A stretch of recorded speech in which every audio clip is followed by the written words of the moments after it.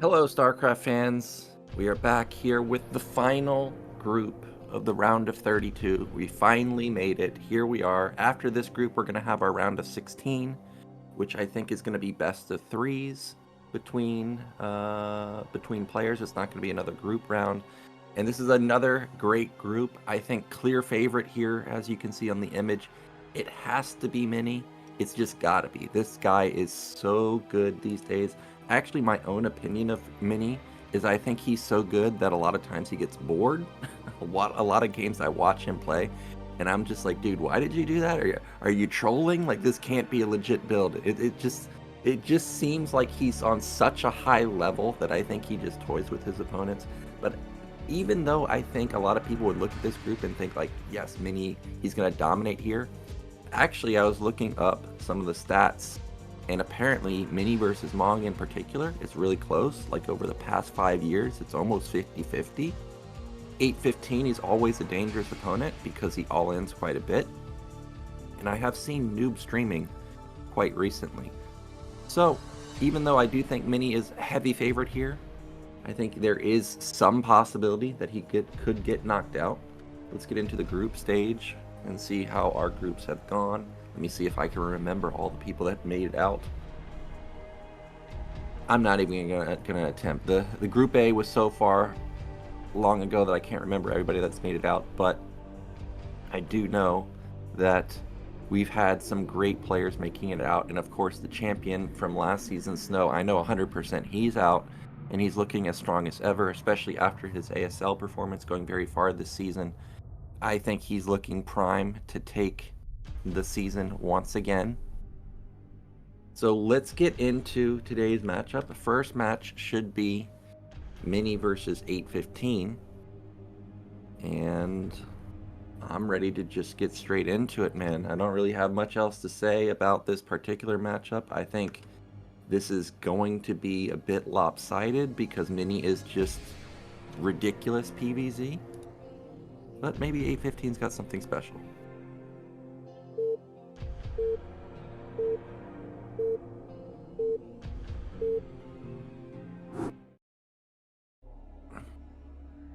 Okay, so in the top left, we do have our Protoss player. It is Mini. And now in the top right, we do have 8-15. You know, I don't remember seeing 8-15 in quite a while in ASL. I remember, must have been at least 5 seasons ago, he actually had a better run than I anticipated. I forget what that map was, but it was the weird map. I know there's so many weird maps, but I can see it in my mind. It's the map where you start on high ground in your main. There's a lot of mineral patches, and your natural's really close. Can't remember the name of it though, but that particular season, he had some good games. But it's gonna be really hard versus Mini. This guy can play every opener. He can be in your face with a 2-gate. In fact, that's what he pulled out in ASL. So 8-15. Wonder if he'll try and play macro here, or if he will try and put down, you know, like some type of overpool build, try and match the aggression of Mini, because there's going to be a 9-gate from him. There it is. And Probe, of course, going to go to top middle, intercept that Overlord, and that means that he will find 8-15 first. And now seeing this, I wonder if 8-15 transitions this. Nope. He's going to get down his hatch first, with an 11 hatch at the natural. Immediate drone being pulled off. Now, despite seeing the probe, I guess he's suspecting that this could be a cannon rush, and you can see that the drone went directly towards that position. Now, the drone got off the first shot. I think the drone wins this battle, does it not? That was an what? I don't think I've ever seen that before. He was losing the fight. He drilled onto the gas, which interrupted the drone, and now he's actually got the advantage here. Okay, maybe it's me being a Terran noob, but I've never seen that before. Never.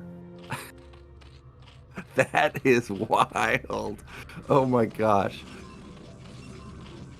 Okay, well, the probe getting some more harassment done ends up dealing a chunk of damage to that one drone. And I know enough about the probe to know that it can shoot through the minerals. So that drone does need to be careful. And some more damage. And it looks like 815 is actually setting up for a hatchery at mid-right. Meanwhile, that is a Zealot almost already at 815's base. And second Zealot on the way. So a lot of pressure coming in. Ooh, probe. Thought it was going to be able to wall in that drone, but able to escape it at least for now. Keyword being for now. And in 815's base, there's still no gas for him. Oh. Okay, not a lot of damage done on that Zealot just yet. Ends up evading those Lings, getting into the sweet spot along with the probe. And actually, this was not a great positioning for the Zealot and probe. For whatever reason, it was slightly out of position, gets picked off immediately. Now behind this, Mini's doing pretty much what you're expected to do, which is go the Nexus. I'm assuming that's a Forge. I don't see gas in the main. Yeah, it is a Forge, so it's not straight cybernetics. And now Mini's going to be the one on the defensive, but it is retro. Putting those two Zealots on the ramp means that you shall not pass. You are not getting... Okay, that is a lot of Lings, more than I thought. What is that, about 13 Lings, something like that? In 815, he wants to get some damage done. He sees that there are no cannons yet, but there are 4 Zealots. I don't think this is really going to do much. Maybe he can just be annoying. Oh, almost lets the Lings through, actually. He does retreat, though, and I think that this pressure is kind of done. Maybe he can get the gate. You know, 5 Lings do have decent damage. I can see him actually killing the gate, and that would open up. Okay. Pulls some of the probes to try and bug out the Lings. Actually ends up just bugging out his own Zealot, and 3 of the Zealots die. Luckily, a 5th Zealot popped out in the nick of time, and critically, Mini, despite losing the gateway, got his cybernetics down. If he didn't get his cybernetics down, that means Stargate would be extremely late. If it was going to be fast Citadel, also really late. So luckily for him, he actually was able to get that down so he can still continue to scale into his tech. Now that was not, you know, a huge commitment from 815, but it wasn't a little either. That did cost him some drones, so you can see him now starting to recover it, and there we go, there's the Hydrogen. This is kind of what I was expecting from 815.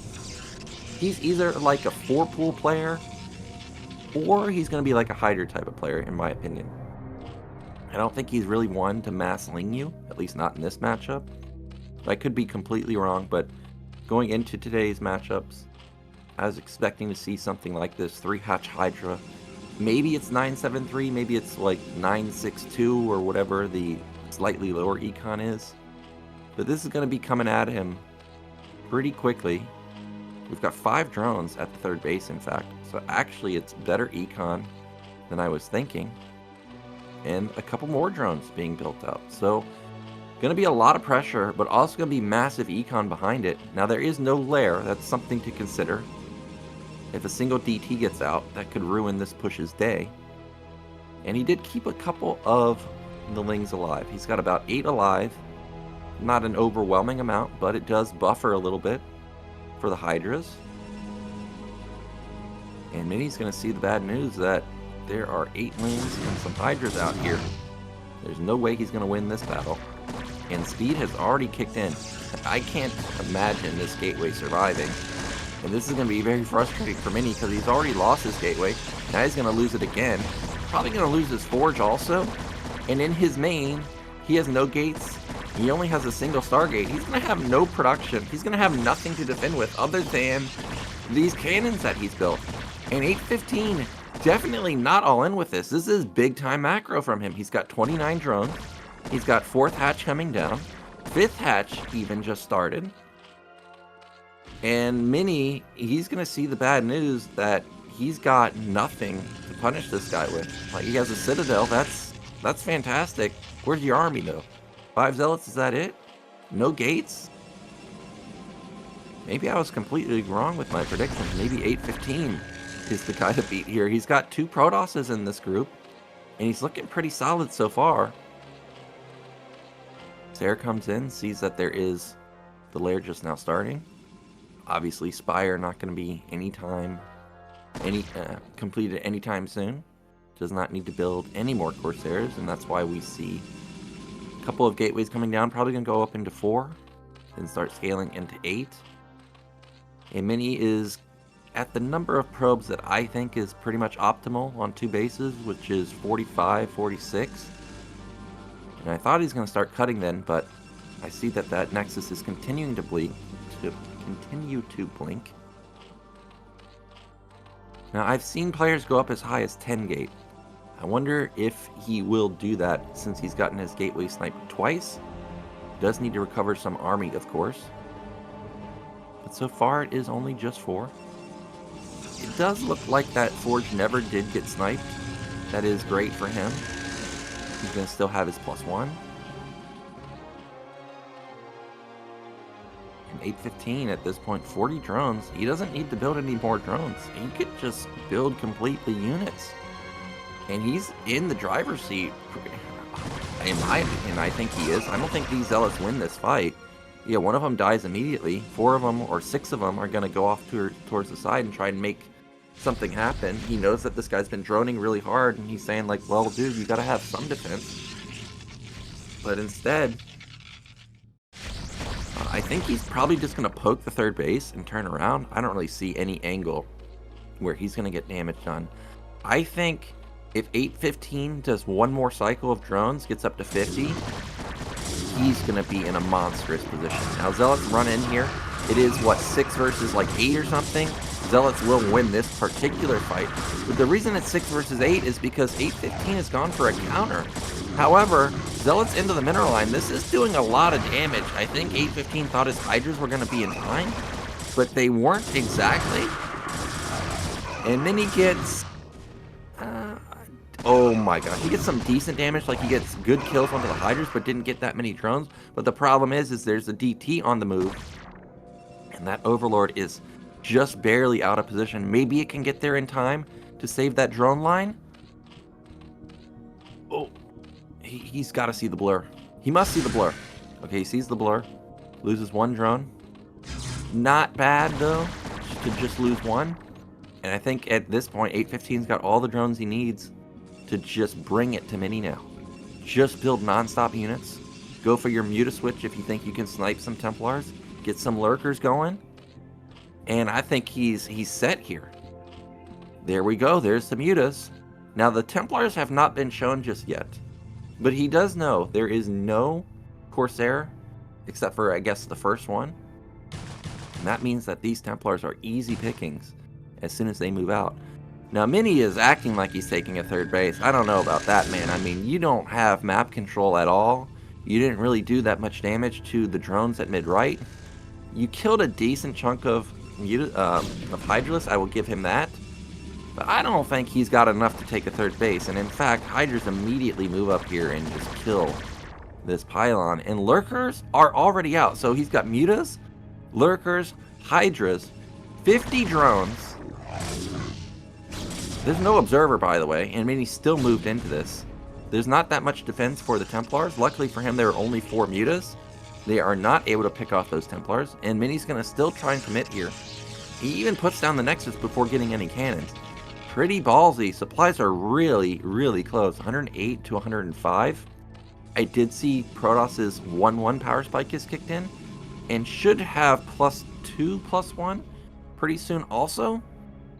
But you can see Zerg already has +1 weapon himself. And like I said, there's no observer right now. So Lurkers can deny this base. But it doesn't seem like he's aware of that. So he doesn't commit. And instead, I think 815 is setting up for taking another base at bottom right. He's got Hydras over here. Looks like he preemptively sent Hydras to make sure there's no DT.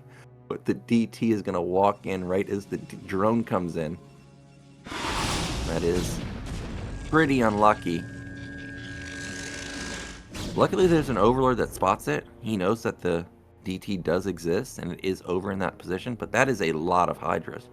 But nowhere to really attack. Retro is one of those maps where it's hard to attack into the 3rd base because of it being high ground. You know, it's like Fighting Spirit. Somewhat difficult to attack into the natural because you have the tiny bridge and then not necessarily a tiny choke at your nap, but not exactly big either.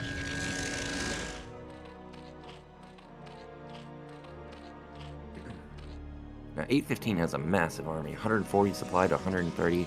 That's incredible, man. But Protoss starts to become another beast once they're able to get their 3 gases going.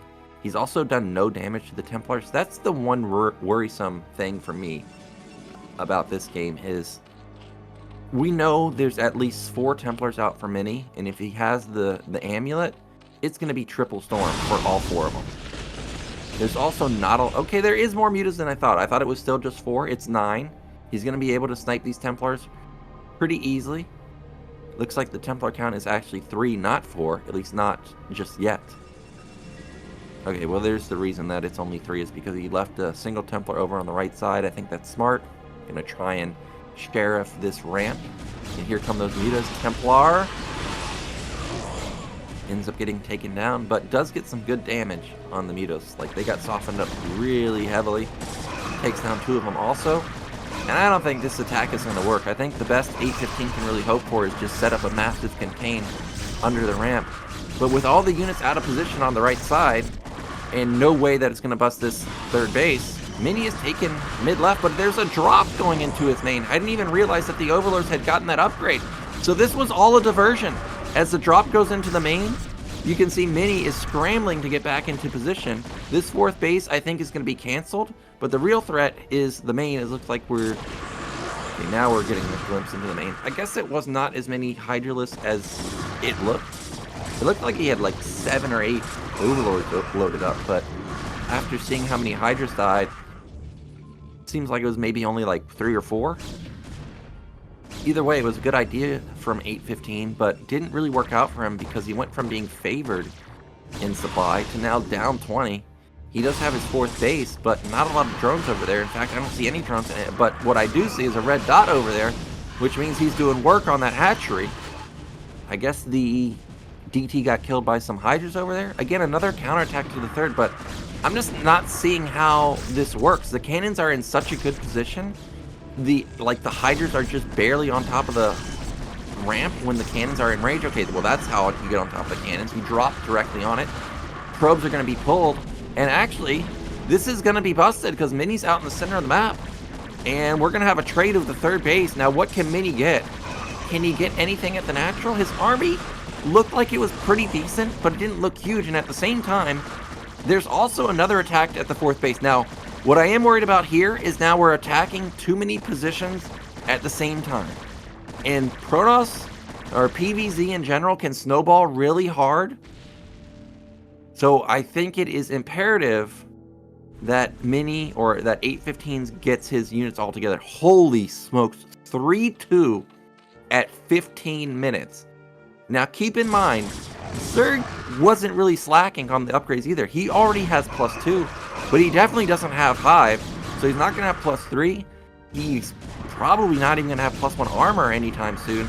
These Dragoons with +3 are going to be hitting really freaking hard. Like, they're going to be hitting damn hard. And those Storms are going to be doing mega damage when comboed with the long distance damage from the Goons. Mini, he's still up 30 supply, despite losing his mid-left base. Ooh, Templar interception, gets 1. Does not get the 2nd one before the storm gets off. There's no detection here, so this DT is going to do some work. I don't think the Hydra is going to win this battle. He's just going to have to back off. It was a cute idea, but unfortunately he hit at a moment right when the macro cycle was coming out of the gateways. And now the army is just massive for Protoss with massive upgrades. So many Dragoons. There aren't that many Zealots. In fact, I didn't see any. But I did notice bottom right has been taken out by a small army of units. So Zerg is all in here. It's 3 base versus 3 base. But Protoss' army has hit that critical point where they're just not going to, easily get run over by mass Hydras. So Zerg needs to start scaling into some heavier tech or get more bases or something, because I don't think 6 hatch Hydra is going to work anymore. But I don't know if 815 is going to be able to do that because he's down such a considerable amount of supply. He's down 54 supply, just now taking his 4th base. And I think Mini, knowing that he's got such a supply lead, he can feel confident to retake his own 4th base, this time at top middle. These zealots, well, they're going to get some damage done, but not much. And once again, there's going to be an attack heading over towards the left side. But Mini's going to intercept it. And I don't really think that this is going to do much. I think he's kind of buttoned up on the left side. Hopefully that these Hydras can get escorted back to 815's main, or, you know, towards his bottom right base so he can help, or so he can use them to help defend. Now that army is getting tinier and tinier at bottom left. I guess the overlords are over there. Looks like he's loaded up a considerable amount of stuff. Now if this is actually something like 6 to 7 overlords being loaded up, this could definitely get 815 back into the game. If he drops this base, this is like the only mining base for Mini right now. You can see how depleted the natural is. In fact, one of the mineral patches is already gone. And 815 is doing what he did earlier, which is he's trying to draw the units towards the right side so you can get that combo of the attack at the top and drop at the mid-left at the same time. But, well, I was going to say Mini's not falling for it, but here he goes. He's out in the center now. This is going to trigger the move towards mid-left. I think it's going to trigger the move. Waiting for those overlords to start getting up towards mid-left. There's a lot of stuff loaded up in there. I guess he's waiting for Protoss to commit a little bit farther than, you know, just the middle of the map. He wants it at Zerg's doorstep so he can be certain that Protoss can't turn around. But I think Protoss's army is so big is that that if he doesn't turn around, Zerg's gonna die. I don't know about this for 815. He's in a pretty bad position right now. I did see +1 armor has finally kicked in for him.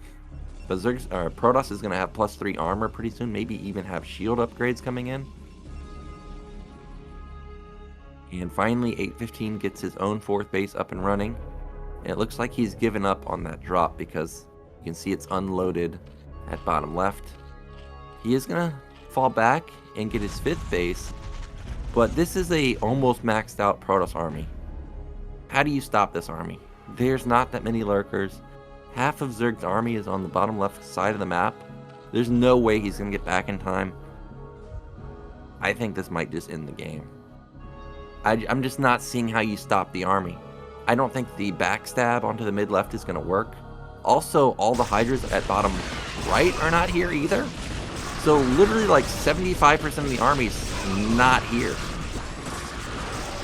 5 Hydras and 4 lurkers, that's not going to do it. Like, it's not going to work.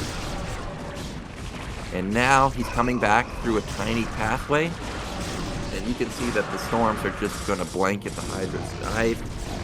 I don't know. This seems like he misstepped here. He lost vision of where the Protoss army was in the center of the map. He's going to come in for like a sandwich technically. But there's so many goons, and just look at the storms. Like a single storm almost hits like half of that choke right there. A hatchery falls. Finally, 815 realizes about his army at bottom left. He's going to start sending it across, but it's coming in piecemeal. All of the bottom right army's dead. Now the bottom left army is going to be coming in, and he taps out before it even gets there. GG.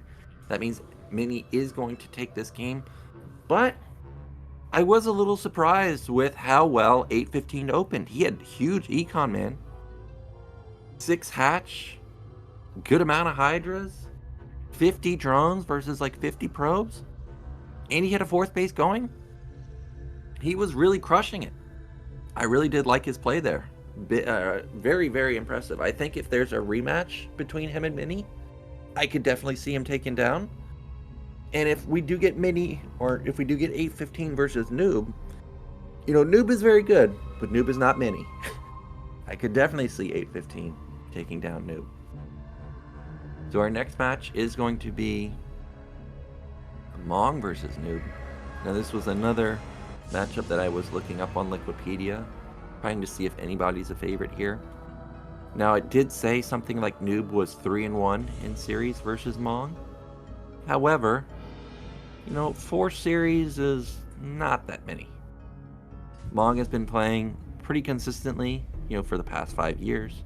Whereas I see Noob has kind of been on and off. Like I remember seeing him play and Have At You in the foreign scene. Then, out of nowhere, he was in ASL. But then I haven't really seen him that much. I did notice that he has started streaming once again, but half the time I turn on his stream, he's playing League of Legends. Half the time he's playing StarCraft. I have hit him on the ladder, so I do know he's playing quite a bit. But I don't know if you're going to be able to take down someone like Mong, who's, consistently in the ASL. But right now we are waiting for Cruiser to get back to his computer, and I'm going to be right back just a moment, because I need a drink real quick.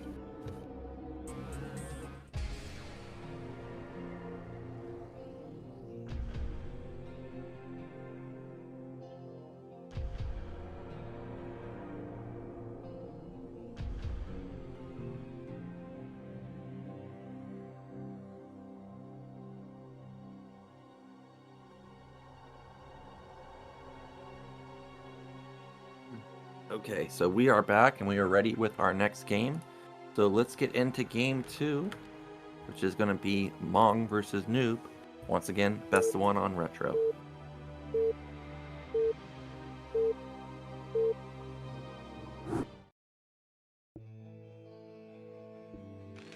Okay, so in the top left we do have our Terran. It is Mong.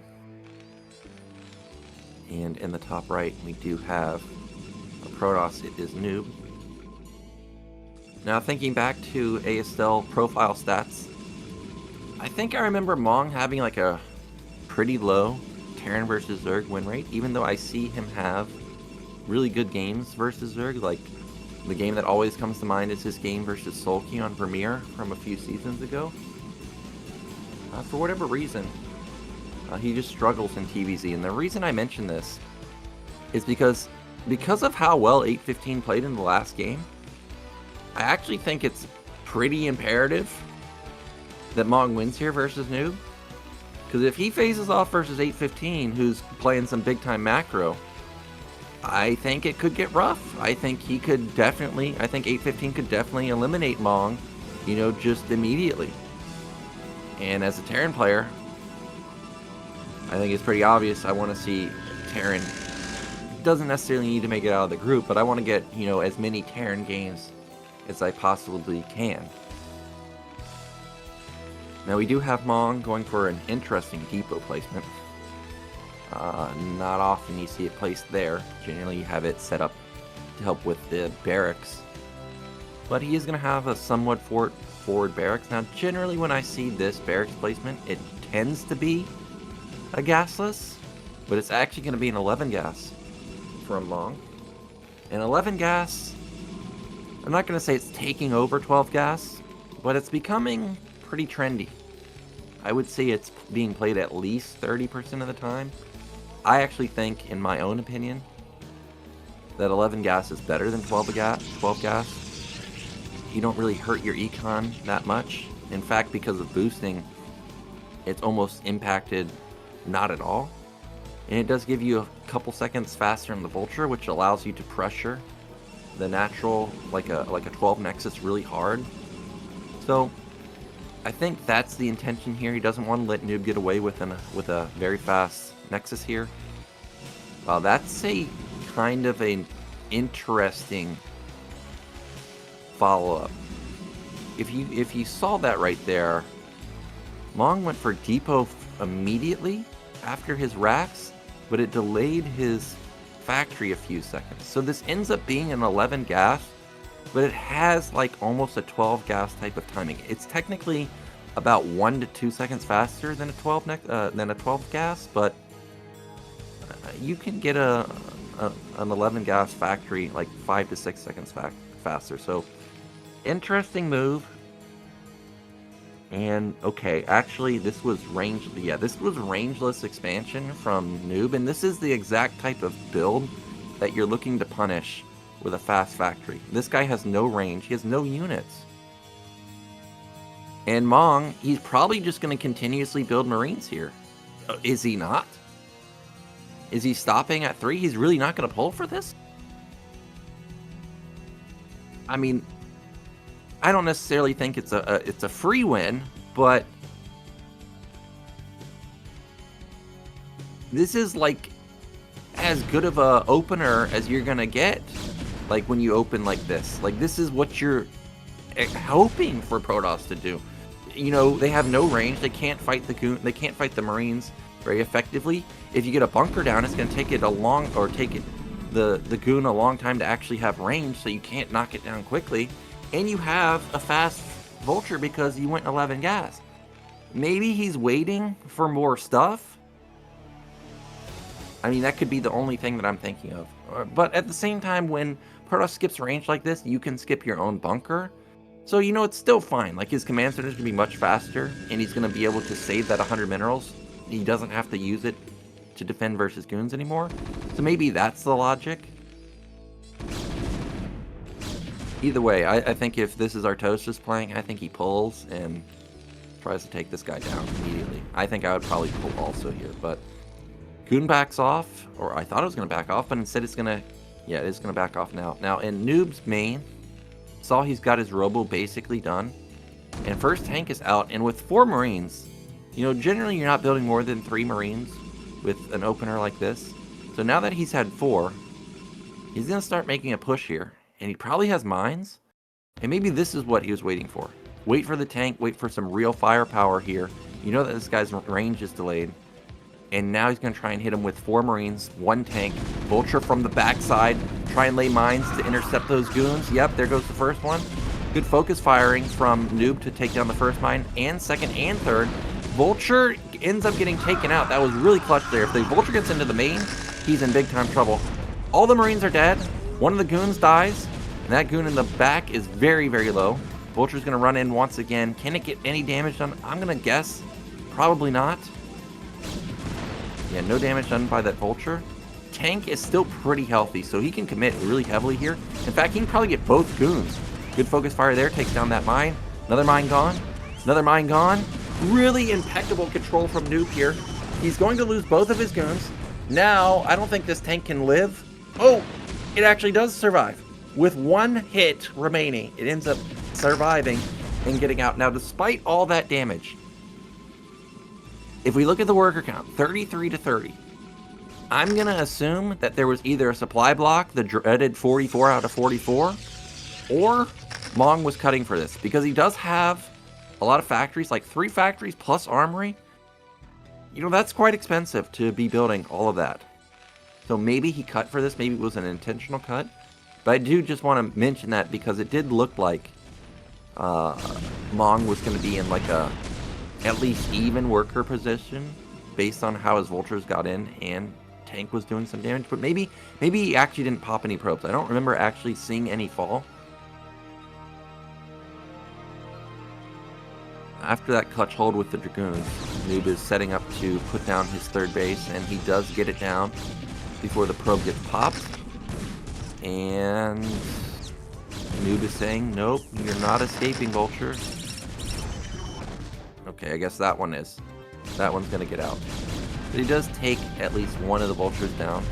And Mong has recovered his worker count relative to Noob's right now. In Noob's main, I don't remember seeing support bay, but there definitely could, yep, there it is. In the top right corner, you can see that there is the support bay. And more gates coming down for him, going into 4 gate. And once again, Mong on the move. Remember, he didn't lose his first tank. So right now, he probably has like 2 or 3. Yep, he's got 3. And at this point in the game, you're going to have siege mode. I think that this could be a good move. I think that this could really shut down the 3rd base, but at the same time, it could leave him exposed for this Reaver drop. It looks like he has turrets set up in time at his nat, but I'm not sure. Either way, the tanks are here. Hello, that goon's dead. Reaver does unload, and that turret was slightly late. Siege is done, though, like I said. That shuttle has taken a lot of damage. It's only got 1 shot remaining. Marines could kill this, but I think he's lost all his Marines, right? And look at this, Mong did kill mid-right. That is a great denial. Oh! Did he dodge that shot? Oh! Not sure exactly how many SCVs went down right there, but that was really nice. And I think that's the smart move. Just keep the shuttle alive. Back off. I don't think any of those mines connected, but I could be wrong. However, there's a vulture run by into the natural. He saw the goons move out of position, and unfortunately, Noob, he moved out at the wrong time. Those vultures were just laying there and waiting for their opportunity. There's going to be 3 probes gone. 4 gone. 5. 6. And I think the vultures in the main got some damage done too. So something like a 10 worker swing right there. Massive advantage now for Mong. He's not only even in supply with that huge worker advantage, he's going to be able to go into like 6, 7 factory really quickly if he wants to. He knows he's done crippling damage. He can definitely go for a timing. And he didn't lose his tanks. Once again, he's escorting those tanks back to his main. All he's lost is vultures. I mean, this is the dream as a Terran. You do multiple attacks and you don't lose any of your tanks. It can't go any better. He's also got a lot of Goliaths out. That means that these shuttles, they're going to be popped basically instantly.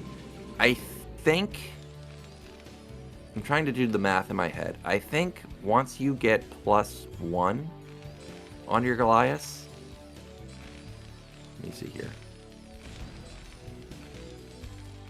I know for a fact, once you get +1, you 2-shot the shuttle with 3 Goliaths. I'm trying to think if you 1-shot the shuttle with 5 Goliaths with +1. I can't remember exactly, but either way, these shuttles are going to be very weak. One of them's already, already down to 1, like very deep in the red. And with 5 Goliaths here, I don't see this drop working. And in fact, the Goliaths are coming back at the perfect time. There's also double turret here. I guess the shuttle must have ran over a mine, because that's the only thing I can think of is why did the Goliaths move? Well, that was a good drop. He's going to take down 2 tanks for 2 zealots. Mega worth. That is exactly what you want. So finally a good trade for Noob there. And I thought this was going to be a timing, but it's not going to be. It's going to be a command center. Well, I'm going to start taking top middle in just a second. In his main, no starport. So this is the current trend, which is the 5-fact 1-1. Get a delayed starport, and then start scaling into 2-2 at the same time, while also taking a 3rd base. It's a really, really solid build. It gives you a lot of pressure ability. It forces Protoss to actually respect the potential for the attacks also. Like, they can't just immediately go carriers, because if they do, they're dead. Like, Terran will just all in you. So it's a really interesting style. And this is not going to work. There's no way this works. Unless the Goliaths are out of position, which they were. But there's so many tanks on the high ground. But the tanks shot the goons instead of the Reavers. Okay, actually they did get cleaned up by the vultures and tanks on the low ground. But what I thought was going to be a complete disaster ends up actually being pretty freaking good for Protoss. I can't believe how many goons he had and how well that went for him. He cleared almost every single tank. There's only 2 tanks remaining. And that's exactly what he needed to get back in this game. He does lose both of his Reavers, which is quite expensive, but he definitely needed to get rid of all those tanks. I mean, the tank count was starting to get crazy. Now, vultures do find another opening, getting over towards the 3rd base. Looks like those goons kind of stalled out. Pacifist goons don't want to fight anymore. But the vultures didn't really get much damage. I guess they got 1 goon, and that's it. And looks like bottom right is pretty tight also. But it doesn't seem like there are any Dragoons here. So these vultures could potentially take down the pylons. More mines being set up. 3rd base is going to get up and running for Mong. Obviously still not out of this game, but losing those tanks was a big reset for him. Oh, Vulture actually got in. And that means that the goons are going to have to be elevated in just to defend this. I wish we could get a look in Protoss' main right now. There seems like there was a big building placed towards his a simulator. And I'm going to guess that those are Stargates. And I'm going to guess that those are not Stargates for carriers. I don't think you can go carriers off of a situation like this. I think it's got... Oh my gosh, it is carriers. It is going to be 3 Stargate carriers. See the cybernetic spinning? I thought for sure it was going to be Arbiter. But carriers? Versus a guy that's going 2-2? A guy that already has a third base? A guy that's already on 7 factories and you don't have your carriers even started? Not too sure how well this is going to work out for Noob. He's going to need a massive hold to buy him time. And his comp just isn't like that great. It's like pure goon. Maybe let, what, 1 or 2 Reavers? Doesn't have that many Zealots either. Okay, well, he does have some Zealots, but it's still not that many. And Retro is one of those maps where pushing, especially in this particular spot, is really hard to deal with. The shuttle actually already had Zealots loaded up. Gets into position. Okay, well, this is one way that you stall the game. Gets some good Reaver shots right there. Whoa. Is Protoss not going to win this fight? I thought Protoss was going to easily win this fight. Okay, there we go. Now he's finally taking down all the tanks. But for a second... Yeah, Terran does win the fight. And even though he kills a lot of the tanks, there's still a lot of stuff left over. And actually, Terran may just push to victory right here. Probably we've got all 3 Stargates blinking. So subtract 18 supply from Noob. That puts him at 110. Plus he's up 8 workers. So that puts him at 102 versus 137. That's a 35 supply gap right there, my man. And that's going to be really hard trying to attack into the best defensive units in the game, which is, you know, tanks in siege mode plus spider mines. I don't think this can be stopped. I really don't. Carriers take a really long time to build. Then you've also got to get the interceptors. And this is looking like it's going to be a Mong victory unless there's some type of miracle Zealot bomb to try and trigger and get rid of all these tanks and vultures. I think that's the one way you can deal with it.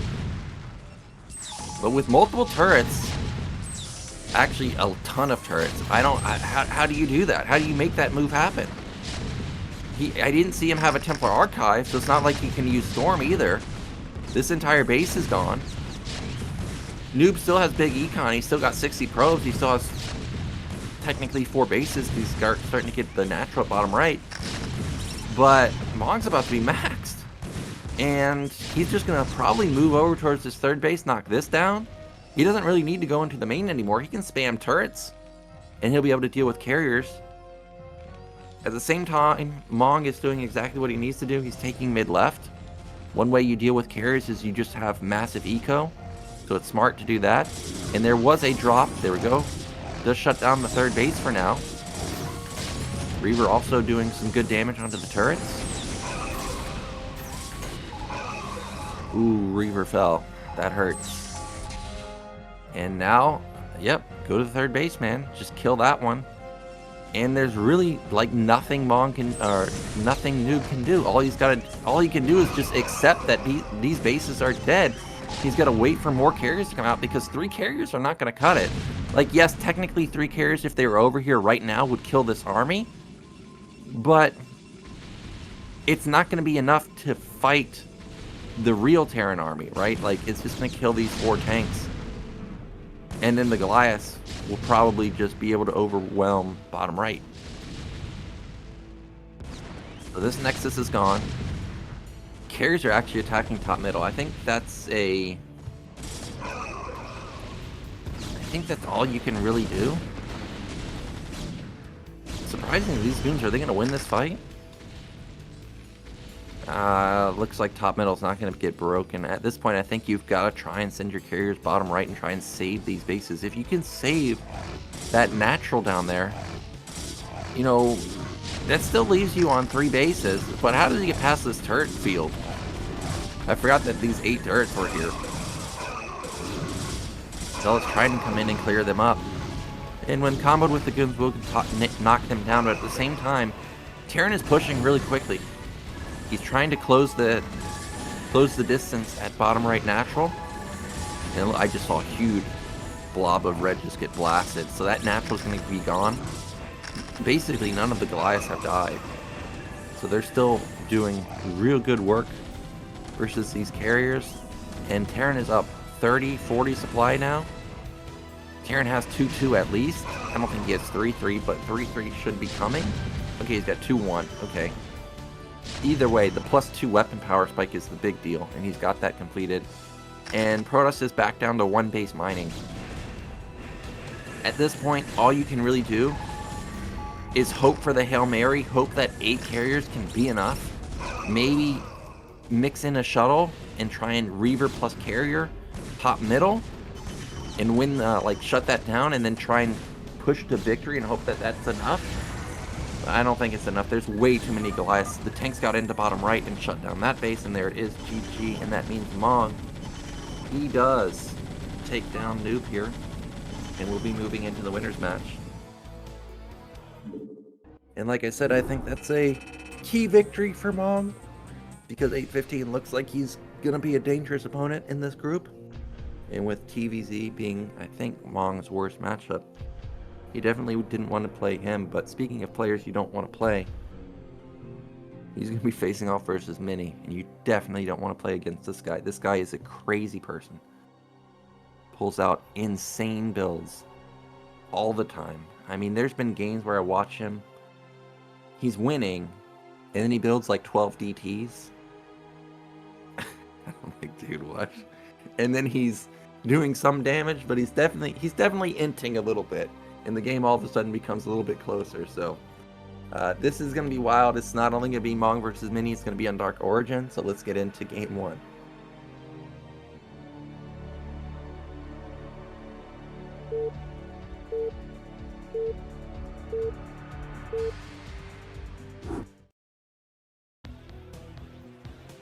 Okay, in the top left are green Protoss. We have Mini. And in the bottom right are Terran, coming off a big win versus Noob.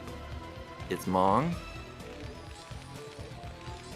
We already saw how much damage Mini can do with a probe against 815.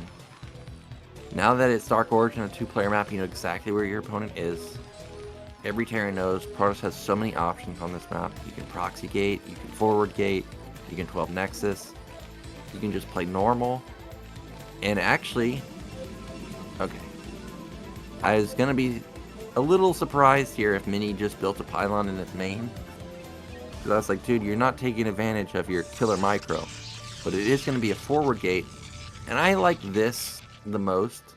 I think that this gives Protoss a lot of pressure. It also can still gas steal, which forces Terran to go gasless versus gasless, or gasless into, you know, normal cybernetics follow-up. But what I find the hardest thing to deal with about this is they can still just rally zealots, and you don't know how many they're going to be. It could be 1, it could be 2. I've seen players go up as high as 4. And if you don't build enough Marines, it can snowball really hard, while Protoss really hasn't even committed to very much. Like, yes, they built a forward gate, but is that a big commitment? I'm going to argue that it's really not. And there's the gas steal. And the probe has already done 35 damage to that single SCV. He's got 3 workers off the mineral line right now. 1 building the Rex, 1 repairing the SCV, and 1 scouting now. So massive damage already done by a single probe. And this is the typical follow-up, in my opinion. It's going to be gasless for Mini himself. He's going to have multiple zealots coming at Mong here. Wow, he even forces the SCV off the barracks. That's pretty nice.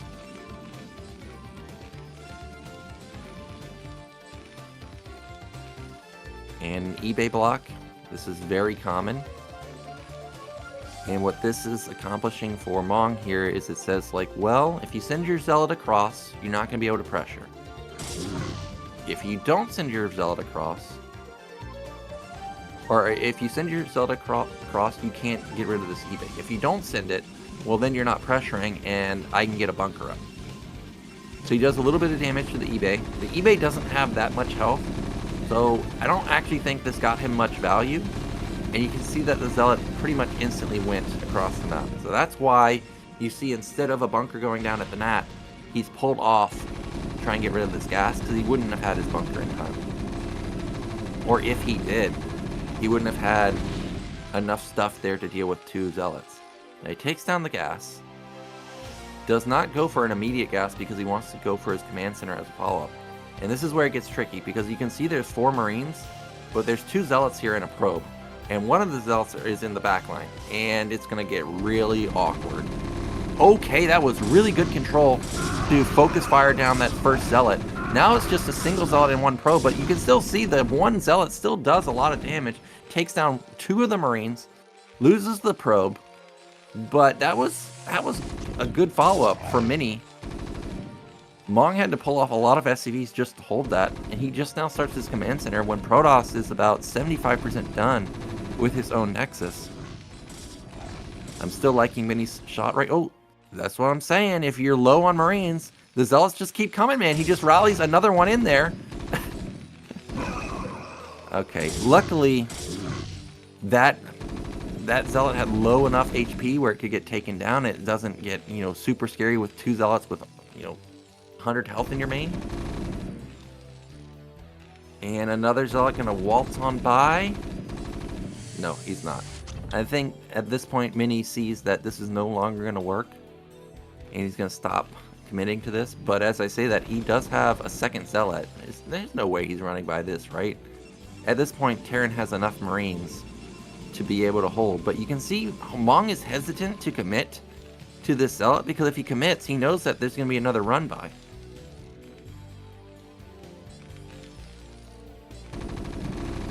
Interesting. Wow. He does actually try and run by. That was really great placement with the Marines and the SCVs. Really good. But the Zealot from the back, he's going to take down all of them? All 3 of those Marines by himself. Painful, man. It's painful. You Protoss players out there, don't do this to me. Don't do this opener. I hate it. You're seeing exactly why. Look how strong it is. And this is just off of 1 gate. He's just rallying it. Show me a Citadel. Oh, okay. So critical damage being done. Terran is down 4 workers. He's had to build 1,000,000 Marines also. You got to consider that. Now, it's not like Protoss didn't have to build 1,000,000 Zealots. He did. But I feel like that has been worth for him. He's delayed the factory considerably. He's going to delay the eBay considerably. Luckily, he gets in here with an SCV and does see the tech follow-up, because if he didn't know that it was Robo, he may be feeling like this could be DT, builds an academy that he doesn't need, builds turrets in places that he doesn't necessarily need them. So good scout there from Mong. And in response, Mini is going to take a 3rd base himself. And Mong is starting to go into a pretty heavy factory count. He's going to 3 fact as a follow-up. I didn't actually catch if he built an armory, but I'm going to guess that that building at the bottom right of his command center is probably the armory. SCV gets taken down, doesn't get to spot anything that time, so he's kind of in the dark. Not very many units out for Mong just yet. You can see he only has a single tank. But with 3 fact production, he should be able to get a decent amount of stuff out by the time the Reaver gets across the map. I'm of course assuming that it's a Reaver. It could be an observer also. I think the eBay just started for Mong at the bottom left corner of his base. So kind of cutting it close if it ends up being a Reaver play. And I like what Mini has done with the pylon over at mid-right once the scout for drops. And I think that's actually range for his cybernetics. I don't think that's +1 weapon on air. I think he literally was just able to skip range for this long. So that tells you how streamlined this build is from Mini. He's a master at streamlining everything he does. Like, you know, completely abusing the fact that Terran couldn't do anything about it. So he completes range right when his 3rd Nexus completes. I mean, this is an amazing scenario. Protoss should feel very confident in their position. Now his goon count, even though it is 4, and it does 2-shot all of these units, 4 goons seems a little skimpy. But Terran doesn't know that it's only 4 goons, so he's hesitant to move out. He does have a lot of firepower with his 5 Marines, 4 tanks, but doesn't have that many vultures. In fact, those vultures all got picked off. Speed just now kicks in. He's going to try and run by. He loses one of his vultures already. Now only 2 are able to get over towards the third base, but I think goon reinforcements should be able to shut this down. And Mini, is he really coming across the bridges? He does have 8 goons. Alright, this is going to get weird. Micro battle, goon versus tank, vulture, marine. Oh, that was a big connection, but ends up taking out his own vultures. That means no probes are going to end up falling. And Mong is going to have to retreat all the way back to his natural. At this point, Mong's in deep trouble. I think that's a command center in his main. Yeah, that is a command center coming down. So he's looking to expand, but he doesn't even control his own rally point.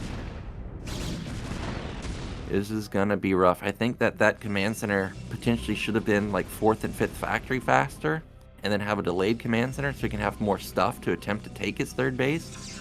There could be a real scenario where he's just never able to get it because Citadel's coming in, Forge coming in. But as I say that, actually surprisingly, Mini backed off despite killing so many vultures. I guess he suspects that maybe there's drops out on the map, or maybe there were more vultures out on the map than he knows about. So he gives up that position and instead will retreat back towards the bridges. Of course, this is still a fine position for him because it's going to be so hard for Terran to come across the bridges, but this will now allow Mong to definitely get his third base pretty easily. Mini does have a probe at top right. I guess that's going to be the 4th base location for him instead of mid-left, for example. And once again, I don't see a starport. Most likely going to be the 1-1 follow-up into 2-1 or 2-2. Protoss at this point really has all the econ they need. 65 probes. I don't really see that many gateways for a Mini. I would just like to see him just start building his gateway count up. I don't think he really needs to do much else other than that. Maybe get his Templar Archive and then just build goons. Or not build goons, build gateways. Instead, it looks like he's setting up for an attack because that is definitely a shuttle moving over towards the right side along with these goons. Oh, there's a drop in the main. I didn't even see it. Drop in the main. Pulls some of the units out of position, so this is why he's attacking. He's trying to pull all the units back so he can hit this third base. Now, there is a drop here. Okay, 3 zealots get unloaded, and there's a lot of goons, and these goons should be able to kill the majority of these tanks. And if these tanks die, how's he going to end up saving this command center? I think this command center is dead. This was a perfect attack from Mini here. He tried to do what like 815 was trying to do with to Mini, which was, you know, make a move on one side, draw him out of position, and then hit him at the third base. Oh, 8 health, and SCVs are there. Repair it. Down to 3 health, and he manages to save it. But I still think, despite not getting the command center, the amount of damage that he's done was definitely enough. He lost a lot of SCVs. He's down 20 now. Protoss, yes, Protoss lost a lot, but Protoss still has 4 bases. And Terran still can't do jack squat about any of them. So this is still a really good spot for Mini. Terran, I think all Terran can do is camp, camp, camp. Try and hope that this guy doesn't go for carriers. Because if he goes carriers, I don't think you can hit any timing before the carriers get to critical mass. I just don't think you can do it. I think the econ for Terran is too bad. But if he does just play Gateway Man or, you know, Templars or Arbiter, I could see a world where Mong can get his 4th base. You know, use the 4th base at mid-right as a stepping stone to push top right. But another shuttle getting in, and there was no turret set up, and once again, he's in the main. Good spider mine placement. able to get a little bit of damage done, but that turret is definitely going to fall. And that is a wide open mineral line. He didn't transfer any workers. Wow, he's just standing there, didn't transfer any workers. Reaver gets off a big shot, but it doesn't look like it kills anything. Still no... Wow. So ballsy. He still didn't... Those SCVs were fearless. They just sat there and continued to mine. They did not care if they were going to lose their lives. They knew that Commander Mini here was not going to focus fire them down. He was going to have mercy on their souls. So they just were able to get a few more mineral patches. But Protoss is basically maxed, man. 172 versus 120. Really looking ugly for Mong here. But it is really hard to attack into on Dark Origin. And the tank spread is really, really good. Also, critically for Mong, I think I remember seeing him having 5 Goliaths. 5 Goliaths will shred those shuttles as they're coming in, as long as the Goliaths are in a good position, of course. And Mini's saying, like, that's great, man. You're defending. Fantastic. I'm going to take the whole map. Mid left, that's mine. Bottom left, also mine. So good luck trying to win this game on 3 bases, because I'm going to be on 6. And I think that's exactly what you should do versus a Terran that's mass camping, is just camping, which is just take mass bases. If you're not going to go carriers, you know, it's really hard to attack into a fortified position like this. So just win the game by starving them out or having a massive bank to fall back on.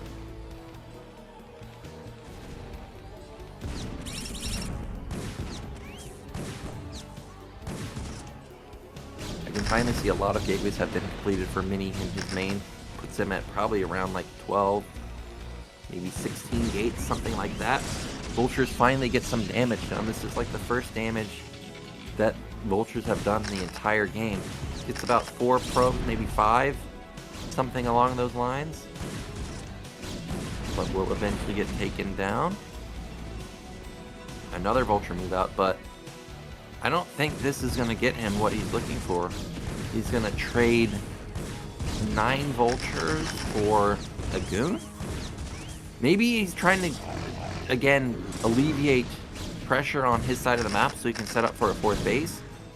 But yeah, these Goons are going to easily clean up these Vultures. Okay, Vulture connections in the middle. These mines are nice. That's great. Doesn't really catch that probe transfer. Oh, okay, it was not 1 Vulture or 1 Goon for 9 Vultures. It was definitely like 4 Goons. So that was definitely worthwhile. And supplies are now a little bit closer, 190, 145.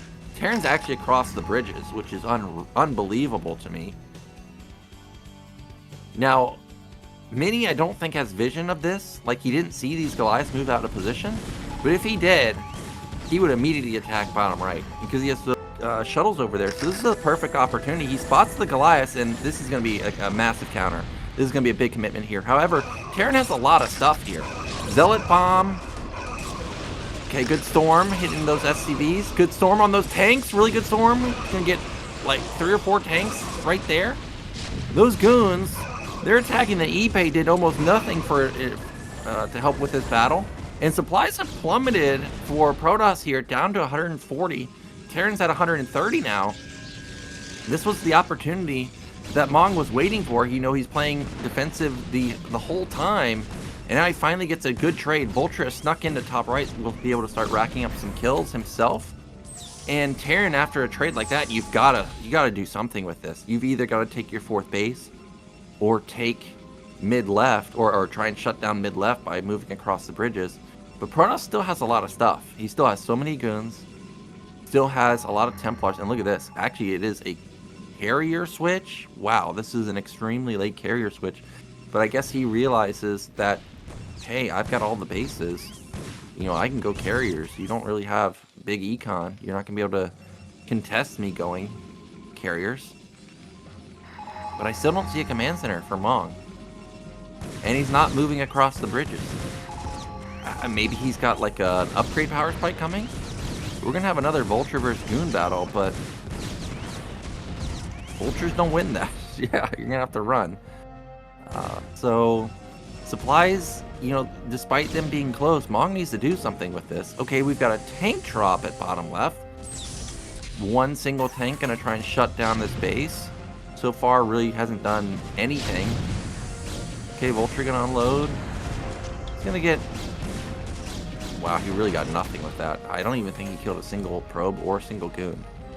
And Mong is in a bit of a pickle here. He doesn't have a lot of econ. Protoss has the entire map. He doesn't have his 4th base. But he does have a huge army. This is a lot of tanks, but this... I feel like this attack has to win the game. Like, it can't just kill mid-left and bottom left. It's got to actually outright win the game. And Protoss is just doesn't care about this army. It's like, that's cute. You're moving across the bridges. I'm in your 3rd base. So again, another shuttle bomb. Again, SCVs are going to get blanketed with storms. More storms on top of the tanks. Once again, what are these goons doing? Like, they're just killing mines. They're not helping at all in the fight. But Mini can afford to make trades like this because he just has such a massive bank. He's got 1.5k, 1.5k with like 3 or 4 Stargates building carriers. Protoss is even building cannons at the 4th base just to stall the game out. I mean, that's a Nyoken move playing Protoss. That's what I do, man. Like, just stall the game so I can get more carriers. And Terran is just struggling to do anything. Like, he's gotten across the bridges, but he hasn't really gotten across the bridges with that many tanks. Now, finally, he's able to get out a considerable amount of tanks. But his supply is so low. It's at 140 versus max.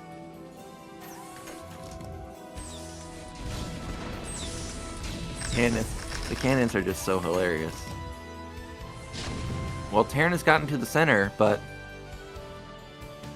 he's not able to do anything. Okay, maybe he can loop around and kill these probes over on the left side, but he's definitely not getting across the bridges, and he's definitely not killing bottom left because there are carriers here. He even scans the carriers, and I don't really see that many Goliaths. What was it, 3? Another attack over at mid-right. This may just outright end the game. The command center is going to be denied also. 2-1 for Terran, so it's a big power spike, but it doesn't matter how big your power spike is if you don't have an army. And there's the GG. Mong taps out. So that means Mini's going to go up 1-0 in the series. Like I said, not sure exactly where the replay bugged out, but that's as you guys have now are watching this video, that's the reason we had to edit it, because Mong made an attack with 5 vultures and like 1 tank, and I was sitting there thinking, like, you know, I'm not sure if an ASL level player would attack with 5 vultures and 1 tank when they're at max supply. What do you guys think? So I asked Cruiser to restart the replay. So we are going to be getting into game 2 now. It is going to be Apocalypse, and Mini, he's 1 game away from getting out in first.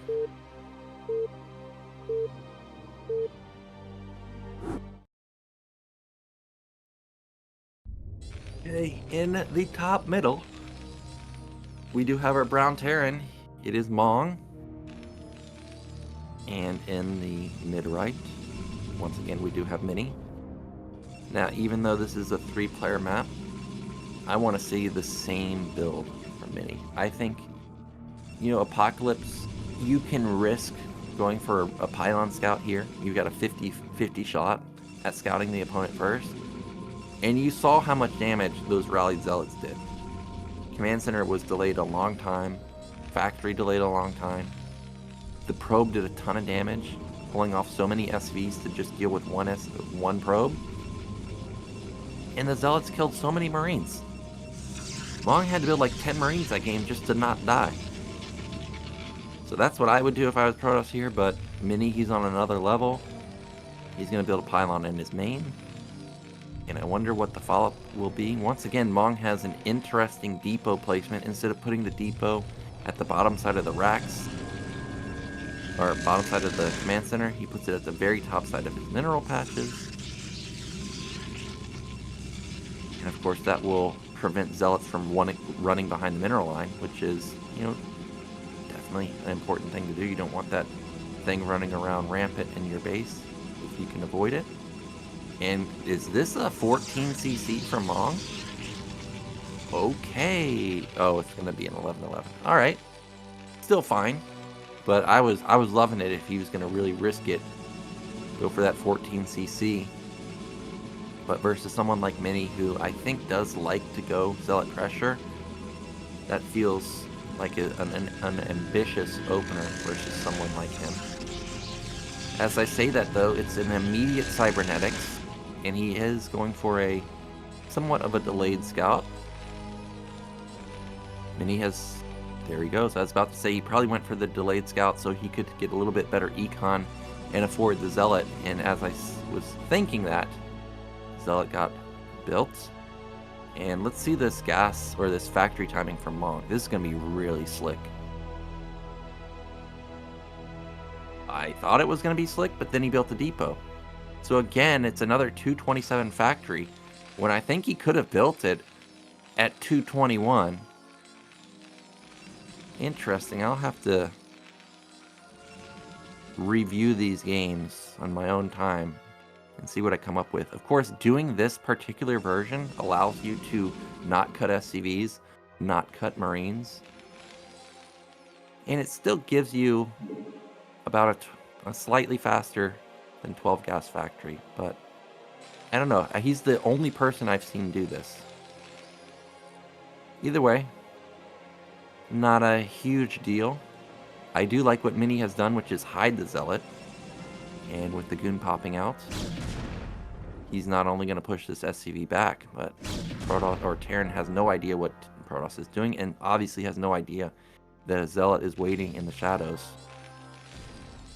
Immediate Vulture from Mong. Everything looks very normal to me. Command Center as a follow-up. And that SCV is going to get away. Now, those Marines actually did a lot of damage. That is a considerable amount of damage. And the Zealot moves in, but doesn't get any damage done just yet. However, 3 Marines and 1 Vulture versus this particular combo, I think are going to struggle with dealing with it. And that's exactly why, because the Zealot just does so much damage. And even though the Goon is very hurt, it's going to be a nuisance to deal with. And a second Goon being rallied across the map, he may actually get this SCV. Oh, he bugged out a little bit, and he does still commit and knocks it down.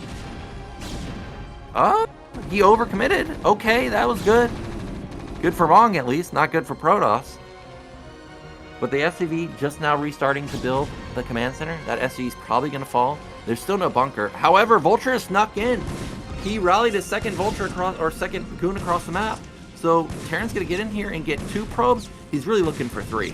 There we go, 3 probes. That was worth. He also has his add-on done. He's going to have mines coming. Well, I guess he's not going to have mines coming, as I see it's not even spinning just yet. And Mong is in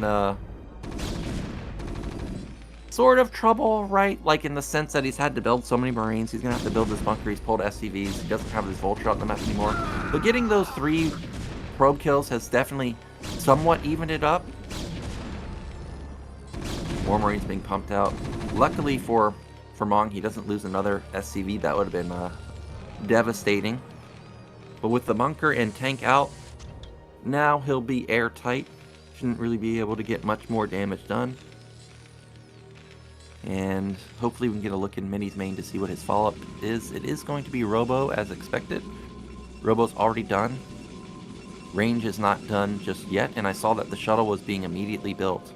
That means Reaver is on the way, and wow, despite all the damage that Mong took, he's on the move. Maybe his Vulture saw that the Cybernetics was not spinning. I don't know what triggers this move, because this could get shut down real quick. Like, there are 4 Goons out. 1 that just popped out, and 3 that were already on Terran side of the map. It does cause some pressure. It does allow Terran to get a mine in position at the 3rd base to delay that as long as possible. And another Vulture sneaks in, but with a Goon coming out of that gate, it will get shut down. Doesn't really get in there and spot anything. I'm not even sure if he spotted the second gateway. Overall, though, I would say we're in somewhat of a normal game state. You know, probe to SCV count looks somewhat normal to me. Mines are set up all over the place. Terran, I think, is still only on one factory. Second factory should be coming in pretty soon. I think he's got his eBay close to being done, so turret should be coming up pretty soon. And I'm trying to see if there's another big building in his main. I don't see anything else, so I don't think there's something like a hidden starport at the corner or something like that. It does just look like it's a normal 2-fac turret. Maybe there's an armory mixed in. And then he's going to try and make something happen with these, or with this Reaver drop, because it was straight Reaver. Protoss setting up for a third base, but the mine is denying it quite well. And I think turrets were in time. Now, he did build a lot of ultras. He did lay a lot of mines. And you can see one of the downsides of laying so many mines is now you have 2 tanks. And that's it. Reaver has done a lot of damage. Really softened up those tanks. Reaver is really far committed though. Playing in a dangerous spot. Turrets on both sides. Wow, big shot right there. Takes down a tank. And forces an SCV transfer. He's also going to get that turret. So this has done immense damage. Now, how healthy is that shuttle? It did take a lot of damage from that turret. I gotta imagine that it's pretty low. Yeah, now he's gonna escape, and that was definitely worthwhile. And then he's gonna start skyrocketing in supply. He's got his third base coming up. He's got a good worker count. I think he ended up getting like 3 or 4 workers in that engagement. Also getting a tank is obviously huge. And forcing the SCV pull really stagnates the factory production. So in my opinion, once again, this is another game for Mini to take. He's just in such a formidable spot. Also with it being Apocalypse where there's high ground, you know, it's kind of similar in the sense as the bridges on Dark Origin. It's just so hard to push as Terran on this map. But if Mong can get to late game, this is one of the better defensive maps. You can easily get 4 bases as soon as you get the high ground. But I do want to point out there is a pylon at Mini's bottom right side of his base. And that does look like a Stargate positioned pylon. So I will be keeping my eye on that as the game progresses to see if we will have Stargates get built there. But I am completely wrong this time because it's actually double robo all the way, baby. Now, this can be really hard to deal with because it's so hard to balance your units, you know, trying to defend the front while also trying to defend mass shuttles into your main. The best way to defend against it, in my opinion, is you overbuild Goliaths. You build like 8, so you've got like 4 Goliaths with your main army, 4 Goliaths in your main, and you just lay a ton of mines. The mines may not necessarily blow anything, like completely kill anything, like may not be able to kill a Zealot or kill the Reaver, but it buys you time and does a ton of damage. So far, we don't really see any mines set up for Mong, so this could get pretty bad for him, because even though tanks are good, Zealots are really tanky. There's going to be so much stuff in Mong's base, it's going to be really hard to defend with just tanks. But we haven't seen... Okay, I think actually he's loading up his shuttles right now. I can see he's loaded up like 3 or 4 of them towards the third base, and he is going to be on the move into the main in just a second. Yeah, he's got 3 shuttles, one of them very low health.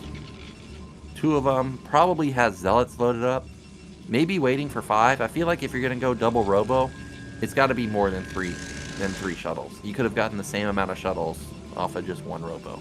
So hopefully he's waiting for at least 5, maybe 7. 7 seems like a crazy amount to me. But we'll see what he opts into. Of course, this doesn't have to be a drop in the main. It could just be a drop on top of the main army. But instead, he is going towards the main, and there's some mines set up like I was saying. I see a distinct lack of turrets, though. There's only, what, 2? Goliaths are going to be doing the brunt of the work here, trying to keep those shuttles at bay. A scan goes off, not sure exactly what he saw, but yeah, he does scan the main, and he does see that it is double robo, and he sees double Reaver popping out at the same time. Also sees that the Citadel is very late, like an 11:30 Citadel. That's about as late as you can possibly get it. And here we go into the main, but there's 3 shuttles set up. Goodbye shuttle, and this was a disaster. This Reaver needs to get massive damage done. Luckily, that tank didn't get off any real damage onto the Reaver, so it seems like it's still pretty good health. Okay, this did more damage than I thought. I thought this wasn't going to do anything at all. But at least it does something, but really, in the end, it didn't do that much. Gets a couple of Vultures and Goliaths, gets a tank, and gets an SCV pull, but for that amount of stuff, I would say it was slightly in favor of Terran. But Terran is still okay. Terran has gotten on high ground. I was about to say Terran's still in a precarious situation because he doesn't have high ground. But now he does have high ground. He has the option to go for a third base. Now, I don't know about attacking into this. He saw the double Reaver pop out. He lost a big chunk of his Goliath, but he's going to try and push here. How many factories does he actually have? I guess maybe I missed it. Maybe is he on a 6 fact? If it's a 6 fact and he saw the Citadel timing being so late, Preuss does not have speed on his Zealots for a long time. Like, they're pretty useless as a unit without speed. But the Goliath, or not the Goliath, the Dragoon flank in the back is massive, and this was a big win for Mini. He shuts down this base completely. I guess Mong was on a 6 or a 5 fact timing and I missed it. You know, I was wondering where his 3rd command center was. And with this level of damage being dealt to Mong, at this point, I don't think Mong can really recover. He's down 50 supply. Protoss has 4 bases. Like I was saying, there's no 3rd command center, so you don't even really have much to fall back on. He's got a big SCV count, but it's a big SCV count on 2 bases. Yeah, he just now starts his 3rd base. So he was really hoping that that was going to do more damage than that attack actually did. Because that attack pretty much did nothing. It killed Zealots in exchange for his entire army. And now what do you do as Mong? There's just so much Protoss. Every single position is completely fortified. The natural is fortified. 3rd base, I guess it's the weakest spot. What is it? Got 1 cannon, but 1 cannon is going to kill these 5 Vultures. And I think actually Mini could just A move. Of course, he doesn't know the position he's in, but if he did, we could see an A move any moment now. He's got the gateway count. What is it at, like 9? He's obviously got the shuttle and Reaver count because he's got double Robo. So I think at this point, we're going to have a massive blunder by Mini. He's going to need, or I was going to say, Mong is going to need to have another clutch defense like he did on Dark Origin at his 3rd base. But then he's going to need to transition that into a 4th base. Okay, well, if he goes into the main and there's a lot of mines set up, this could be a blunder. But it doesn't look like there's that many mines. So he unloads every... Wow, that is a huge depot field. Well, goodbye Goliath. Goodbye tank. And Reaver is still... Oh my gosh, he didn't evac the SCVs. And that means that all of these are going to die. Yep, GG comes out in Mong. He is going to lose this particular series. But he's not out of it just yet. Of course, he'll be waiting in the Deciders match. But that was pretty well done for Mini. At no point in those games was I really worried. Looked very dominant on Dark Origin. And then, of course, this game, equally dominant. So we're going to be going into our losers match now, which will be Noob versus 815. And let's see who can start off with a 1-0 lead in this series.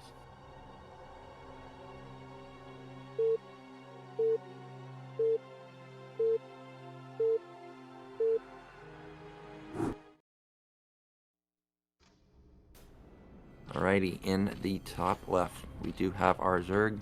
It is 815. And in the bottom right, we do have our green Protoss.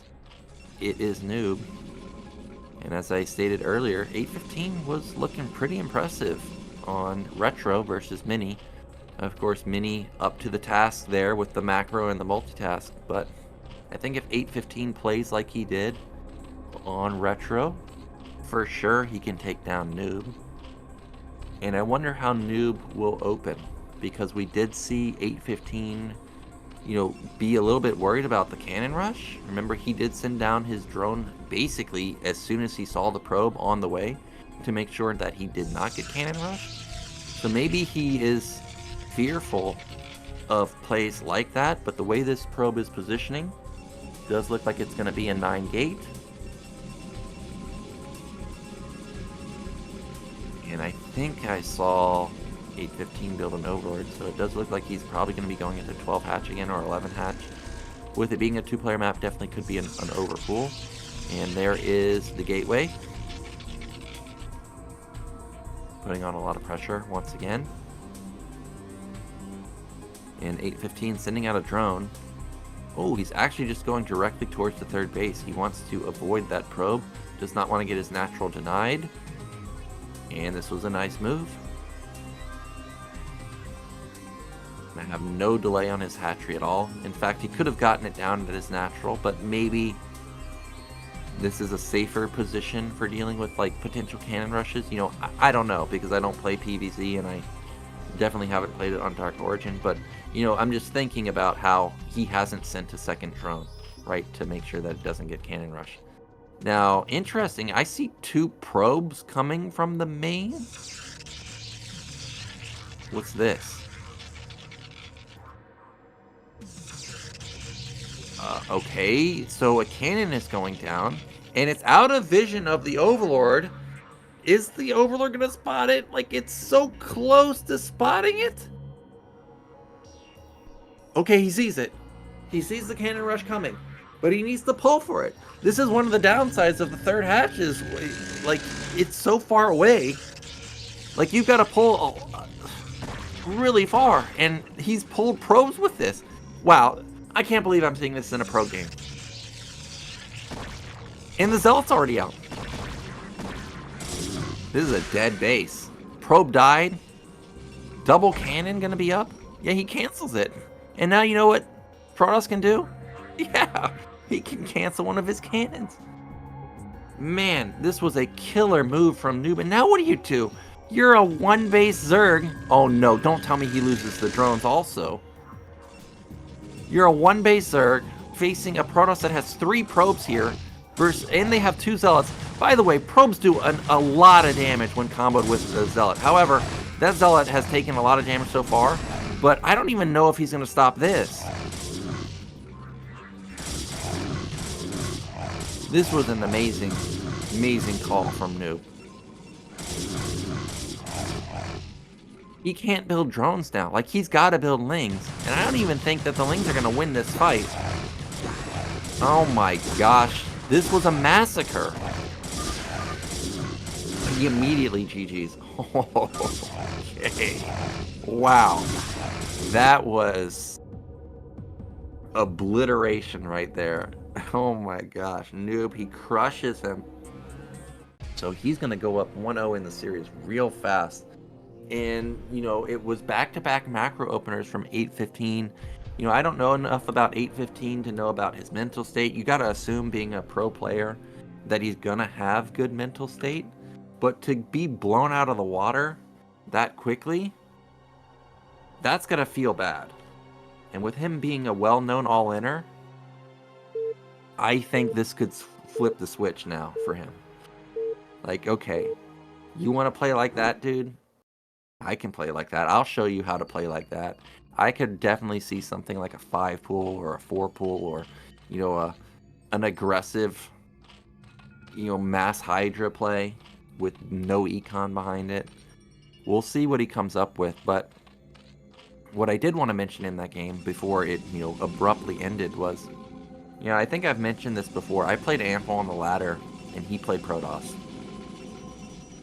And as soon as I queued into him, I was like, oh my gosh, is this really him? Am I playing a pros off race? Well, anyways, it was Eclipse, and he proxy gated me. And he built it more towards the center of the map, so it was like a considerable distance, kind of like what we just saw where the hatch is like really far away. And I said, like, oh, it's a proxy gate. Well, the way you deal with proxy gates is you pull SCVs. It was only 1 gate, so I thought I could take it down, so I pull SCVs. His probe was in my main, though, so he saw me pull SCVs, and what he did was he pulled probes, kind of what like Noob did right there.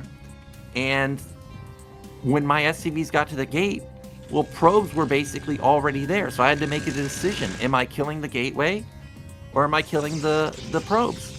Either one's a bad decision, because if I kill the gateway, the probes are killing all my SCVs. If I kill the probes, the zealot's getting out, and now I have, you know, not that many SCVs. I don't have a barracks, and the zealot's just going to kill everything. And that's the exact same scenario that we just saw, where if 815 kills the probes, the cannon's complete, and he's dead. If he kills the cannons, the drones are going to die to the probes and the zealot. So it's like you're like in a screwed position either way. Now, once again, it is going to be an 11 hatch opener and another 10 pool. This time the hatch was built at the natural, of course. With it being a 3-player map, you know, it's unlikely that you're going to get scouted first. But that means that that particular opener that we saw last game, I don't think that's going to be a really viable strategy here. But, you know, I have seen crazier things. And that drone has had enough of that Protoss probe shenanigan. Gives him a love tap through the mineral line, saying like, oh, you can shoot through minerals? That's cute, because so can I. Now, luckily for 815, he did get off a first scout with the Overlord, as Cruiser points out right there. He does see exactly what's going on. Saw that it was one zealot, probably two zealots into Nexus. Yep, there is the second zealot. No Sim City just yet for Noob. And unlike the game on Retro, this game, 815 is going into a slightly faster gas. I can't remember the exact timing for the gas on the Retro game, but it was definitely not 250. And Lings are on the move here. Two zealots, one probe. Decent mineral positioning for the zealots to escape to. I think this is going to be a bit annoying for Zerg to deal with. Okay, but the zealots were not in the most fantastic position. I thought he was going to retreat to the mineral line. Instead, he's just going to face this head on, and that was not the trade that Noob was looking for. However, 815 did build a lot of Lings there. It was not just 8. He ended up building something like 12. So somewhat of a big committal there by 815. Okay, he's actually built 10. And there is a slight gap. It's going to be closed off by that single probe and zealot. But cannon is not. He may be able to take down the gateway before the cannon finishes. Oh, I love it. 5 Lings do have a lot of DPS. For sure he can take down this gate. Now, in Noob's main, I do see he's got a big building down. It does look like it's the size of a cybernetics. And I guess it wouldn't have come into play if he had sniped that gateway, because the tech would not have been delayed. Kind of like in the game versus Mini, the tech was not delayed because he got the cybernetics down. But a couple more Lings were actually built to push that probe back. However, 815 droning pretty well. 19 drones to 21 probes. It's looking pretty solid to me. Lair coming in at a nice time. Stargate I see has been placed in Protoss's main. And Cruiser really tracking that probe, making sure that we are aware if the probe gets taken down or not. Because of course, if the probe goes down versus someone like 815 at this point in the game, you do have to be a little bit cautious on what his follow-up is going to be. But so far, everything looks pretty similar to what we were seeing versus Mini. Just big drone count. Not necessarily, you know, Hydras this time, but still good econ is what I'm getting at. And these 3 zealots are going to back off. Not willing to overcommit. Oh my gosh, despite seeing the zealots, he built more drones. That's because he had Lings being built at his Nat and third base. A good call from Noob to back off. And good call from 815 to build. Oh my gosh, he's going to catch these Lings, or catch these zealots out of position. Now, if he has speed here, he may be able to actually win the fight and kill all 4 of them, but looks like speed just barely was not in the nick of time, and that's going to allow Noob to actually avoid a catastrophe. That could have really backfired. If he had lost all 5 of those zealots, I think 815 could have really done whatever the hell he wanted. You know, he could have droned really hard. He could have all in. See you, probe. You overstayed your welcome. For sure. In Noob's main, I do see that he has a second gate. And he does have 6 zealots completed. He's going to have a pretty strong army in just a few seconds. I'm going to imagine he has the Citadel done also. So probably looking for that 7:30 speed timing. Overlord? Is it really going to get taken down? Okay, it does get taken down. I thought actually maybe the Scourge would be in time, but they were not. And that's going to be a pretty big supply block.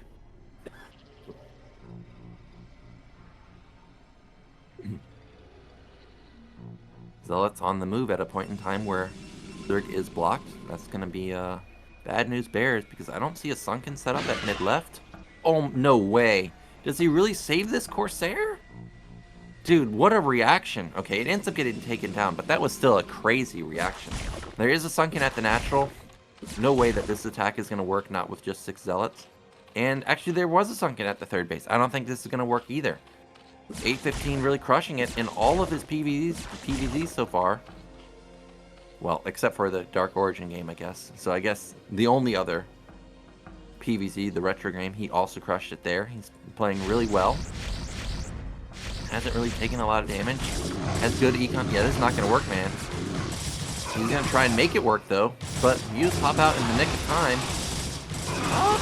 Those zealots actually chewed through those Zerglings pretty quickly and knocked down the sunken. And what this does allow him to do is, even though he's going to trade his zealots here for not much in terms of drones and stuff, it did get him, I think, 2 Overlord kills. That's going to be great. It also buys him time to get more Corsairs out before the mutas get across the map. And he is able to save those 2 Corsairs also.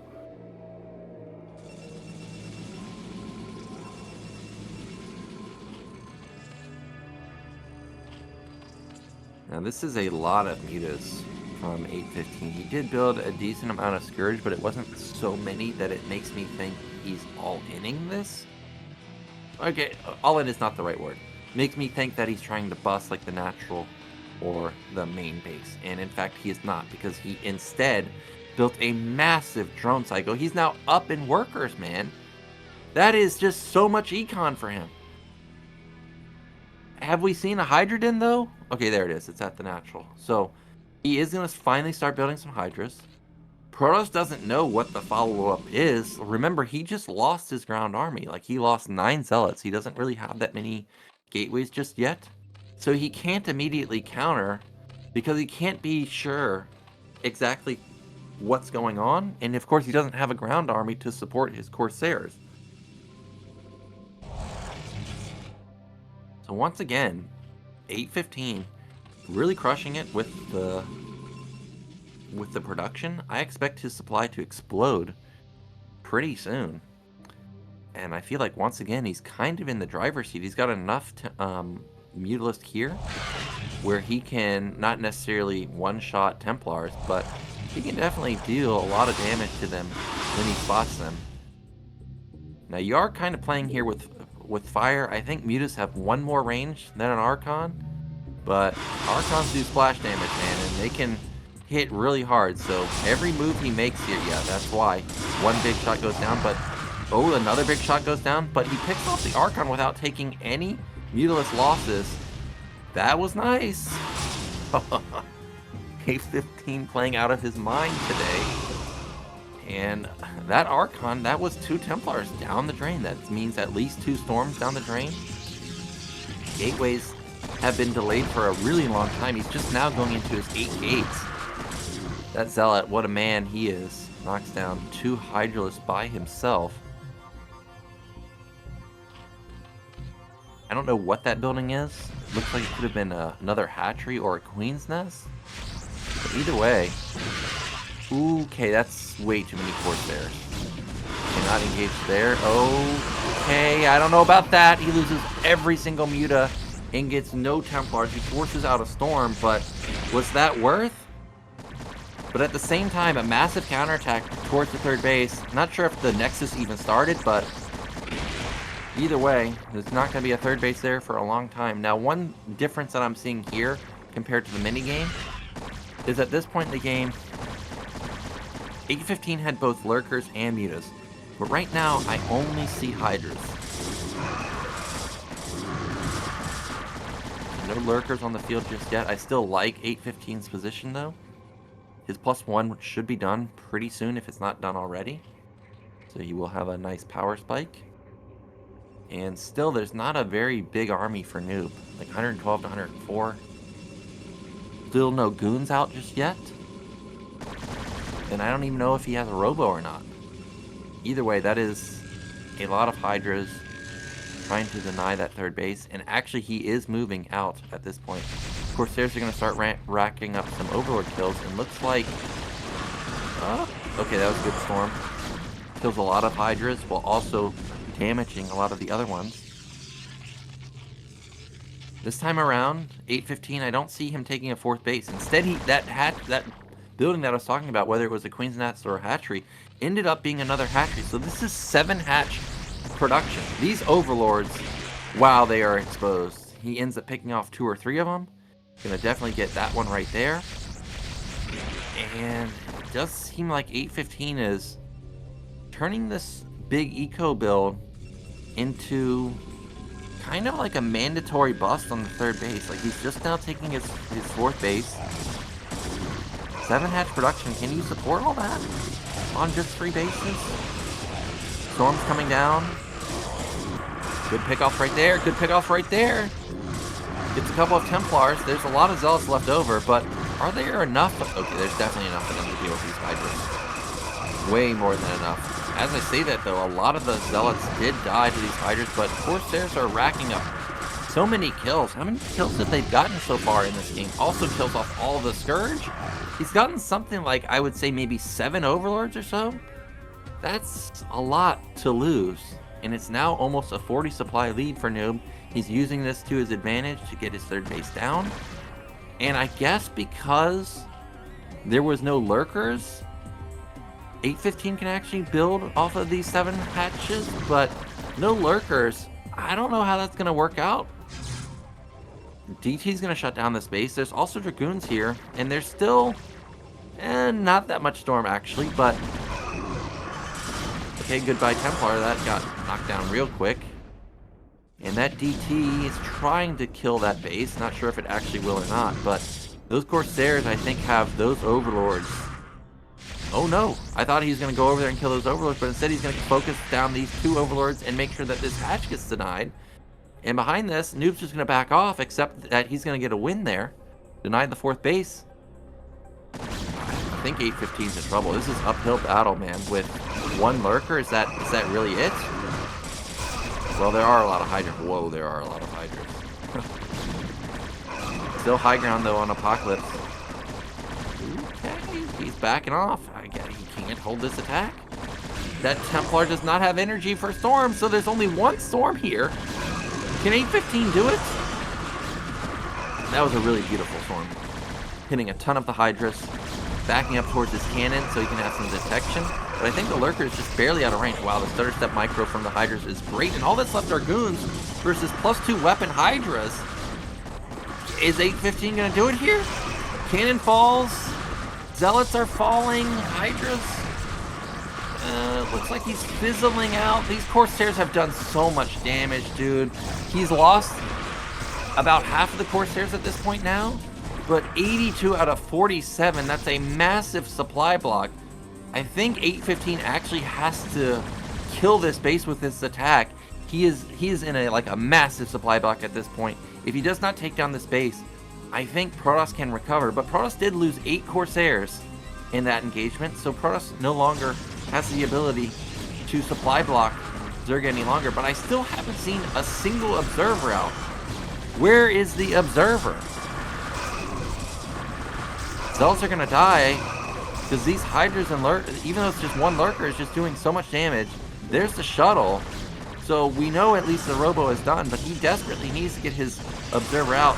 Protoss did hit a massive power spike of +2 armor, though, to really nullify that +2 weapon upgrade that Zerg has. supplies are still so dangerously close, 92 to 82. And it finally does get taken down. However, Zerg still no 4th base. Zerg is acting like he may be setting up for a drop once again. Or maybe just wants to get vision on the outskirts of the base to make sure that he doesn't miss a potential drop. Either way, this was a great hold from Noob because you can see at the natural, his mineral line was basically mined out. Like, he had to hold here, otherwise he was in real trouble. And that drop does get intercepted by Scourge, I think, at the top side and gets taken out immediately. So big win there for 8-15, really nice. But this attack, I don't think it's going to work. I think that the Zealots and the Hydras or Zealots and the Dragoons are too strong. All the Hydras are going to die. All the Lurkers are going to die. And there's still no 4th base for 8-15. I'm getting really worried that he's going to be close to being mined out. Because, you know, he had a massive drone count from the early stages of the game. His main is getting dangerously close. His natural is probably, like, going to be mined out around the 20-minute mark. So he definitely needs to either end the game here or take another base himself, because his rally is gonna fizzle out at some point. That's a big storm. A lot of damage being dealt there.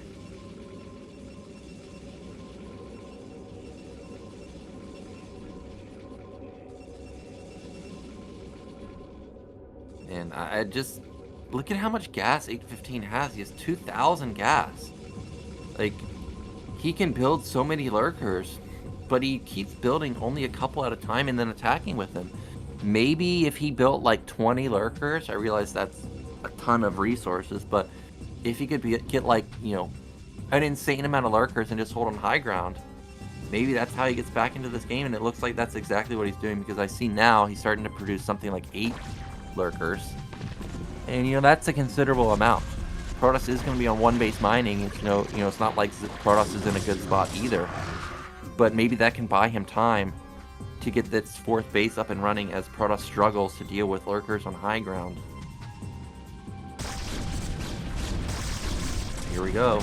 Protoss is going to try and make him... Oh, no way. The DT moves into the main. And Storm is hitting all of the Lurker eggs. He even forces a cancel there just so they don't die. Okay. The DT did alert 8-15 that it's in the main because he did attack a building. But now I think he is onto the drone line, and this drone line is going to get wiped out in a heartbeat. Down from 47 down to 36 now. And I don't think he has enough to even beat the army right here. I think there's too many Dragoons. There's a lot of Lurkers. Actually, okay. This is some big Lurker shots. This is actually going to push Protoss back. But that DT wiped out like 15 drones, man. And the 4th base still hasn't started.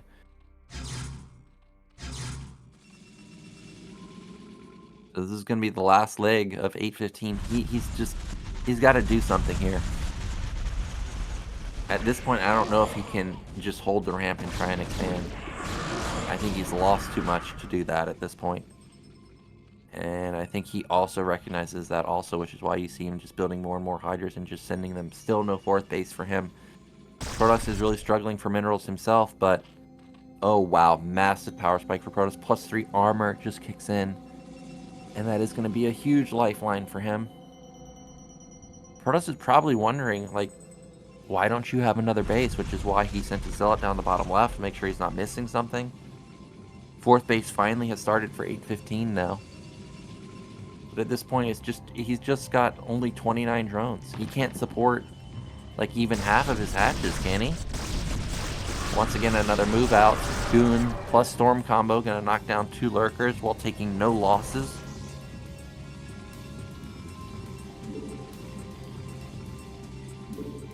And I think it's just a matter of time at this point. You can see the supplies getting bigger and bigger for Protoss, whereas they're kind of stagnating for Zerg. This is a 50 supply lead. I think if Protoss breaches this, we could see the GG come in. There are so many Dragoons at this point. There are so many Storms. Archons are also here to soak up hits. Look at the Goons. Like, has a single Goon died? And they all have like half health still. 61 supply now. That goon's still alive, by the way. 5 Hydras were focus firing him down, and he still didn't die. 4th hatch is done now. Gonna be transferring some drones over there in just a moment. But this high ground has been breached, which means Noob now has priority on the map and can start taking a 4th base himself. 815 sees the writing on the wall, so he makes a move here. But this is not enough. He's getting doubled in supply, getting almost doubled in econ. He's down upgrades. He's down upgrades by a considerable amount also. And unfortunately for him, this is probably going to be him being eliminated unless there's, I don't know, if like there's a lurker drop at the 3rd base and he kills the entire probe line. You know, I could see that being how he comes back in this game. But I don't even think he has drops, so with that play kind of just being impossible, I think this is the last stand here. You can see he's trying to push this back. The Preuss army is just way too massive. There is GG comes out, and that means 815 he will be eliminated. But we're going to have Noob moving on to our deciders match to face off versus Mong. And I think this is going to be a close series. I think Mong versus Mini, you know, I'm going to favor Mini there considerably, even though I talked about in the beginning, it seemed to be like a 50-50 in general between those two. But Mong versus Noob, this should be close. So let's get into game 1. It is going to be Dark Origin. And Mong had a good comeback versus Mini here. If he can get another base, I think he could definitely take down Noob.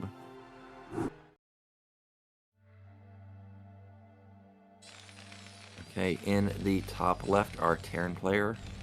We do have Mong. And this time in the bottom right, we do have our Protoss, which is going to be Noob. And I think we're probably going to see very similar openers. I think once again, the go-to move here is the forward gate. I don't think Proxy gate is really necessary. I think also 12 Nexus could be a nice mix-up. You know, it's a 2-player map. Terran's going to be respecting the potential for proxies. So, you know, maybe you can get away with something crazy like a 12 Nexus. And I'm going to actually be paying close attention to Mong's build order, because we saw him open with 11 gas, right? In a couple of these games. Not necessarily on Dark Origin, but just in general.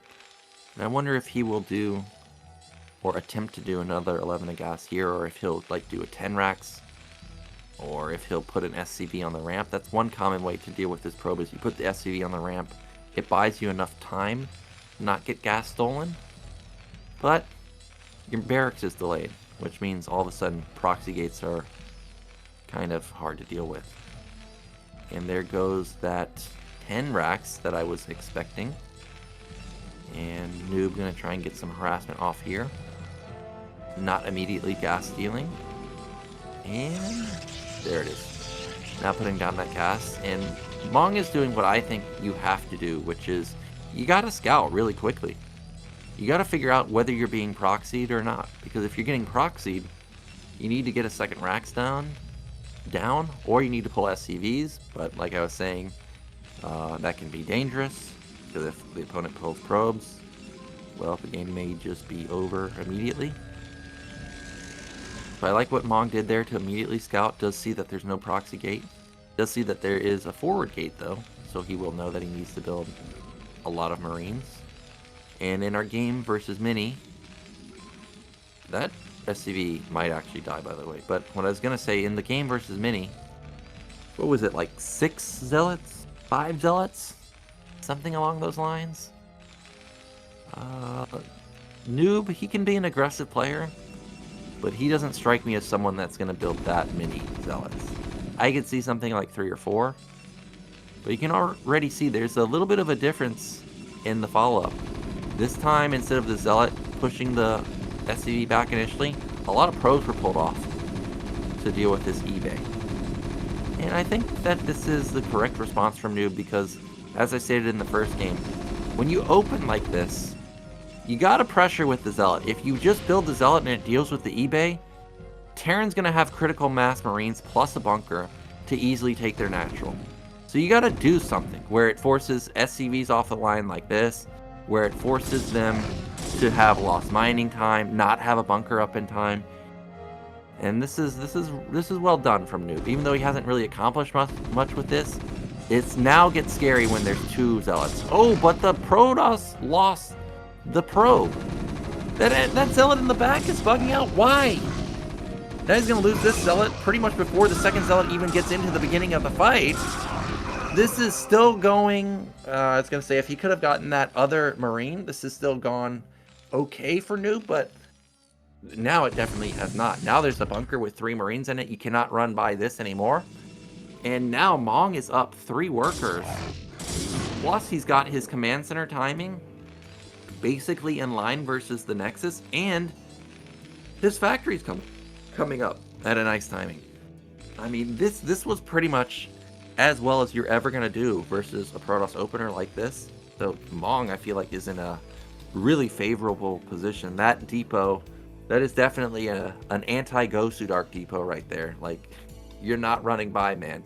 Now, this is a cute move. I've seen a few players on the ladder do this against me myself.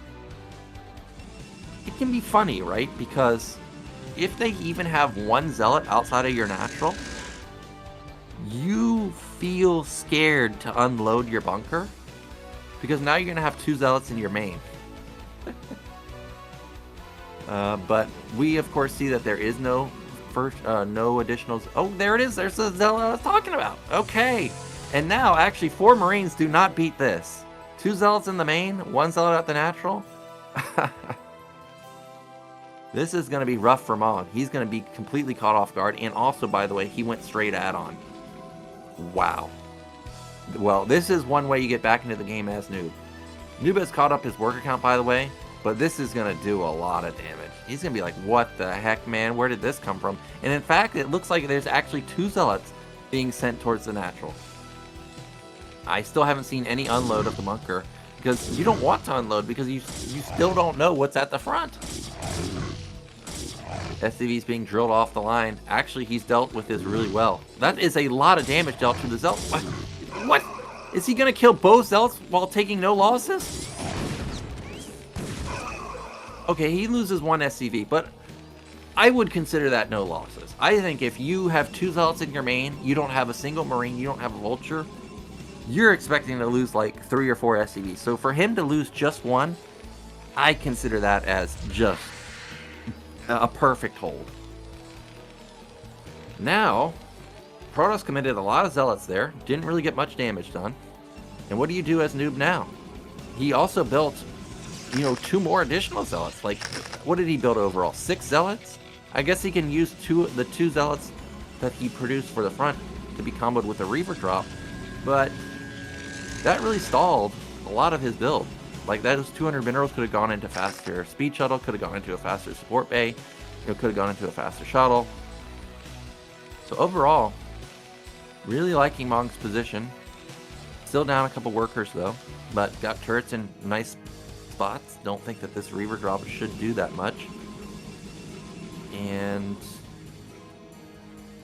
also has good mine positioning. He's going to see any movement across the bridges. He's got mines set up to deny the 3rd base. He's got mines set up on the right side also to potentially intercept a drop.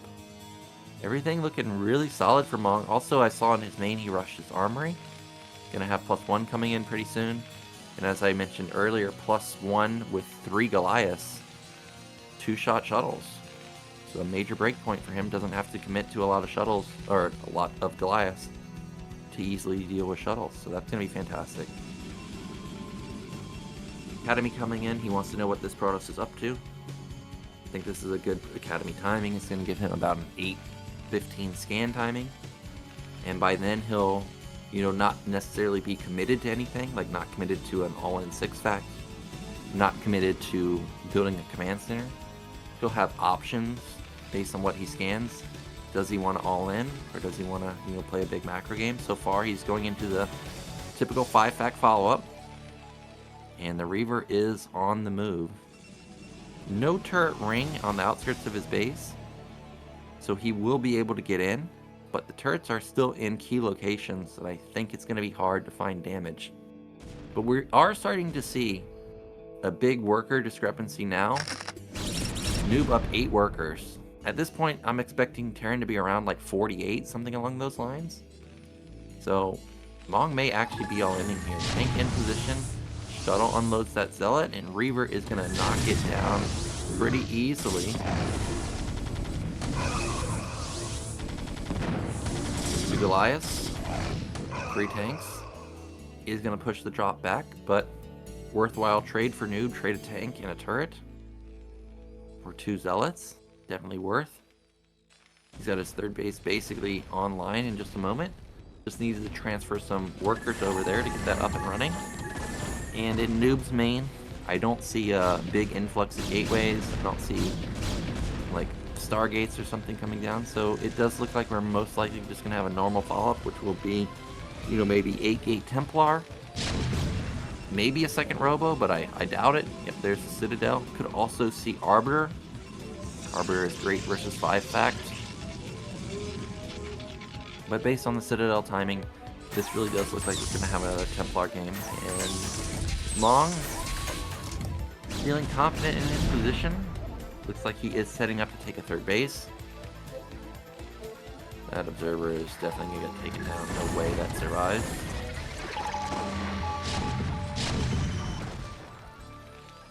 Still no command center yet for Mong. I guess he could all in 7 fact, but I don't think that's going to be the case. And as I say that, command center did just now get built.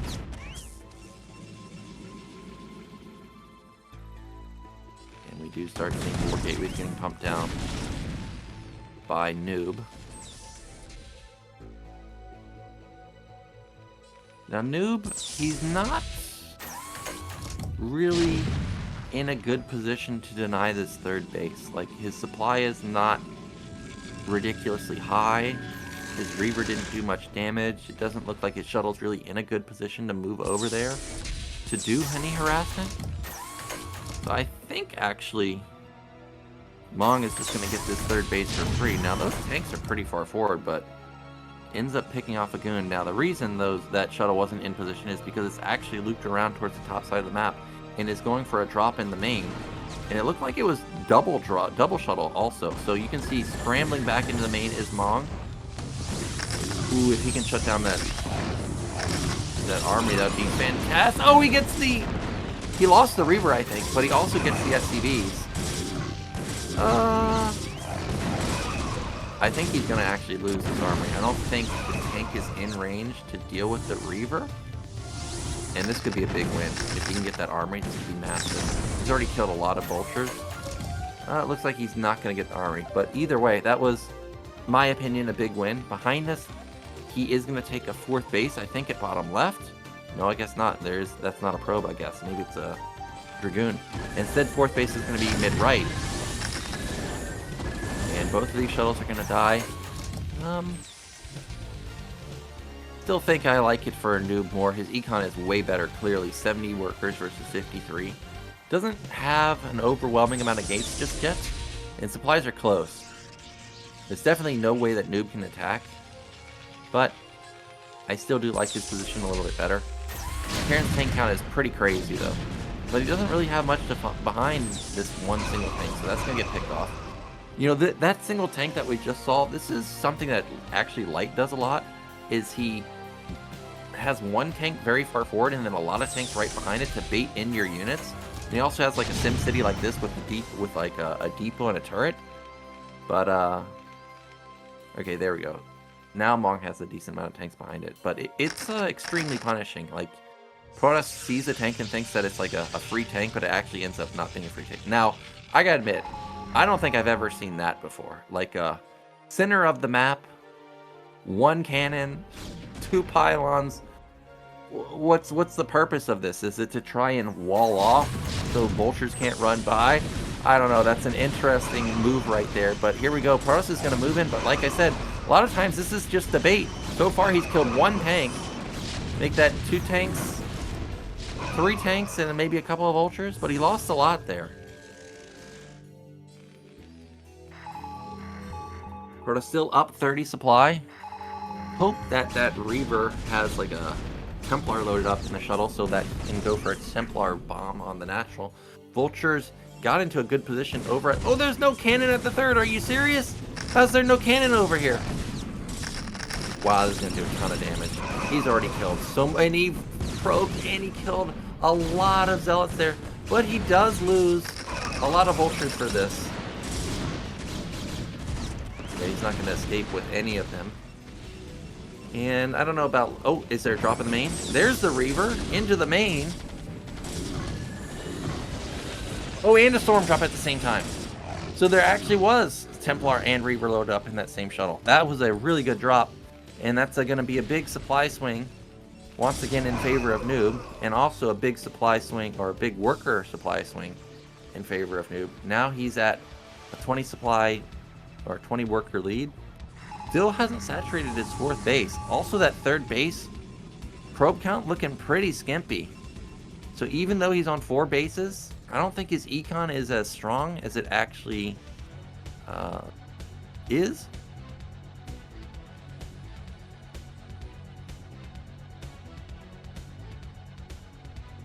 Looks like top right is going to be the next base. Or, well, actually, never mind. Bottom left is the next base that Noob wants, but he also wants top right at the same time. So he's doing exactly what Mini did, which is just take all the bases.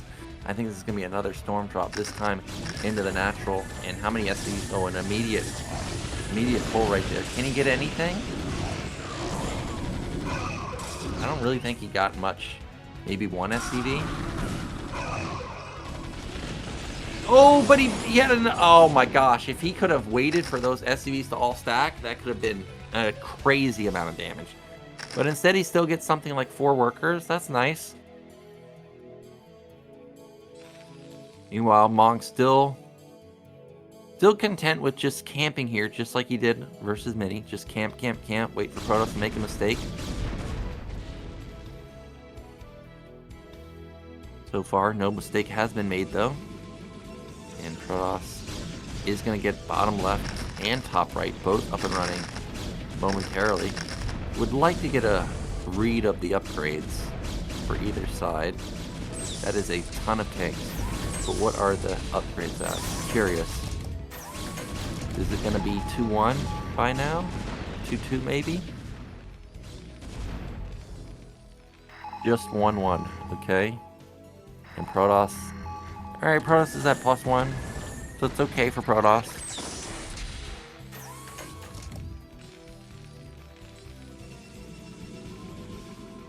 I still don't see any big buildings in Noob's like corner of his base. Like at this point with this many bases, I was expecting to see like either Arbiter or like more Stargates or, you know, way more gateways than what he actually has, but still don't see those blocks coming down just yet. Another drop at the natural. Looks like it got, again, another like 5 or so probes. Forced off another full SCV pull. But overall, good defense from Mong. Still no 4th base for him though. And again, just like in the mini game, I don't even see the command center having been built. Now those tanks are way far forward once again. Storm is great, but I think this time... Okay.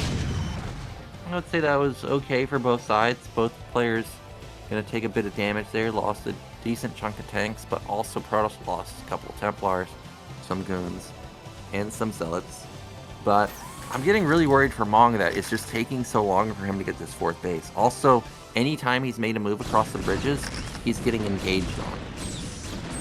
And once again, here he comes, but he's going to get engaged on. I think you got to have D-Matrix or EMP here to make sure you get across. There's a D-Matrix, but a beautiful storm hits a lot of the Goliaths and Vultures. And now all that's left are tanks, and tanks are great, but they need supporting army. And he didn't have any tanks on the backside in siege mode to help support.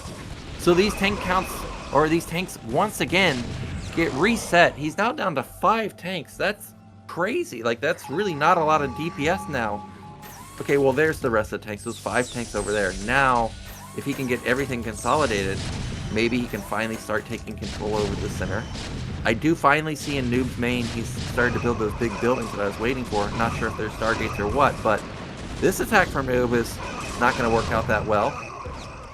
Still up 20 supply, but That was definitely not the trade he was looking for. And finally, Mong gonna get some control over this center, even if it is just a little bit.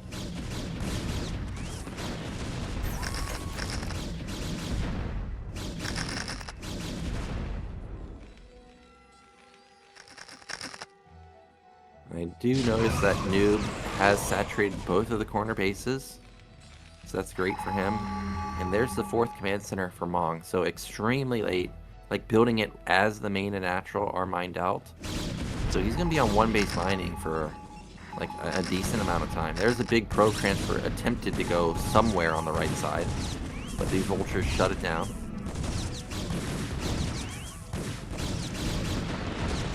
Overall, I'm still liking Protoss's position, but moving all these units back did allow Terran to get full priority over the center, and now he can start sieging up mid-right.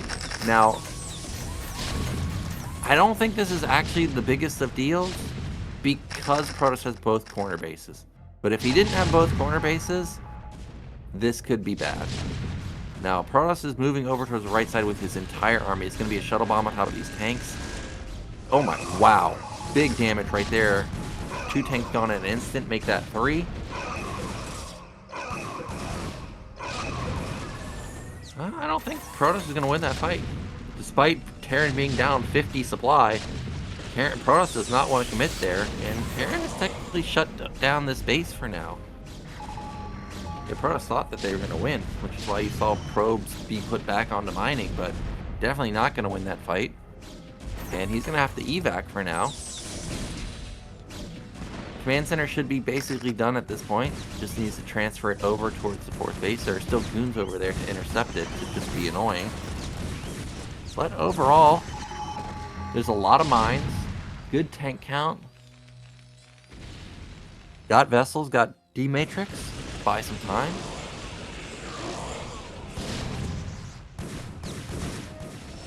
I think Mong just spotted that cannon over on the left side. That is hilarious. And here we go. It looks like Noob may actually make an attempted bust on the 3rd. He knows the entire army is out in the center, so why not try that? I think this is a smart move. If that's what he goes for, I think this is a smart move. This is literally the only base that is mining. If he has like a quadruple storm drop and can hit the SCVs, that would be game ending. Okay, there's the first Templar. It didn't really do much, and actually, this was a big hold from Mong. Not only does he kill off the Templars, he kills both shuttles, he took no SCV losses, he took like no tank losses, and he also didn't lose anything in the center. He's gonna get his 4th base up and running, and 4 base versus 5 base Protoss, Terran can definitely win that, especially if it's just gonna be gateways. Like gateway units, I mean. D-Matrix is doing work, man. Absolutely crazy. And Mong, he should be able to get this base. His vulture count is decent. EMP?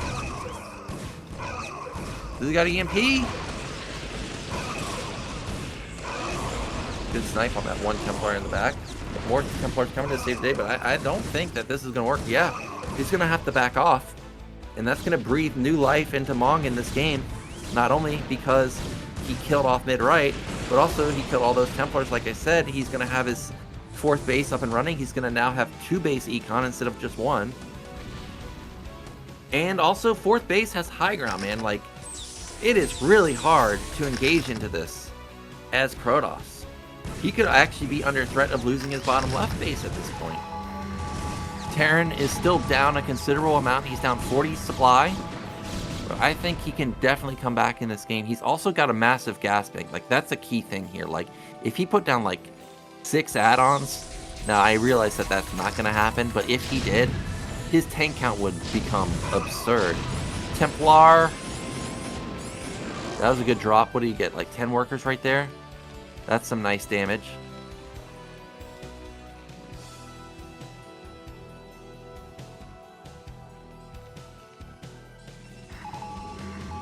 I think Mong's supply is a little bit too low to feel like he can actually attack bottom left, which is why you see him still continue to just sit there.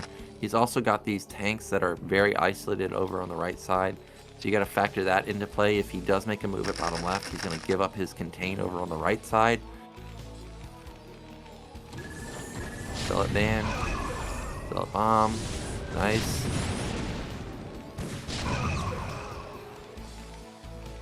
Really good play from Noob. He's skirmishing quite well. Taking really favorable trades like almost every time he engages. Zealots for tanks are amazing. I don't think... Oh, it looks like he mined out the top side of the map. Oh, he did! He mined out that mineral patch, and hello, you've got all your defense at the fourth base. That's cute, man. Except I'm in your base. However, luckily for Mong, his rally point was not that far away, and he does have a vessel here for D-Matrix. Oh no, the trailing Templars didn't really get that much damage. And look at this. At the same time, he pushes through the center, so he clears that up. And, Mong may just be overextended, like in too many different areas. Lost control over the center. Lost a lot of stuff at his natural. Is he going to lose his stuff at his third? Kinda looks like he might. I think at this point, the damage has been done. He's down 50 supply. He's now back down to 1 base mining, because this third base is basically mined out. Protoss is up so much supply. Also, getting rid of the middle tanks means he can start taking that mid-right base again. And Terran just doesn't have money. Like I was saying, Terran has a lot of gas, but he doesn't have any minerals, so he can't really make use of all that gas. Like, the best use of his resources, I guess, would be to build, you know, tanks and vultures normally, while also just building 1 million vessels. Because D-Matrix always effective, EMP always effective, but I don't think you can build enough tanks. Oh my gosh. That is so many Zots. Is this going to be the GG?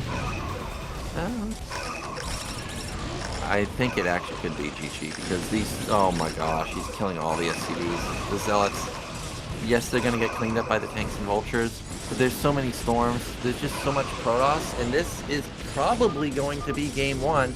There it is, GG. Game 1 heading over towards Noob, and Noob playing really well today.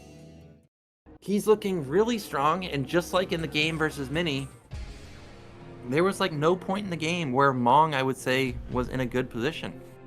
So he needs to get it together here, because my personal opinion about Apocalypse is it's not much better than Dark Origin. It's pretty tough.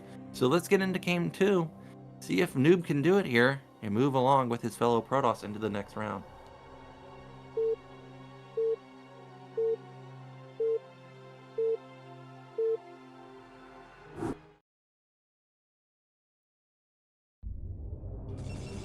Okay, in the top middle are Protoss 1 game away. It is Noob. And in the bottom right, desperate for a win here, we do have Mong.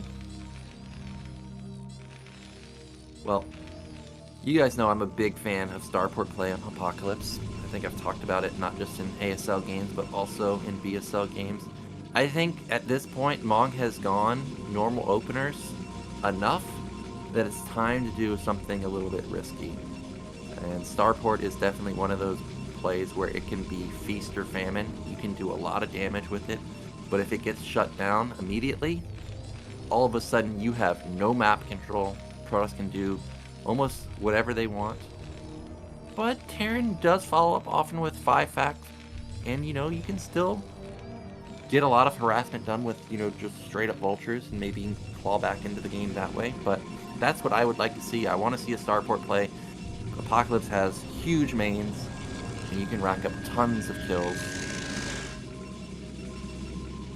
Once again, Mong with the interesting depot placement. And I wonder what the opener is going to be from Noob here.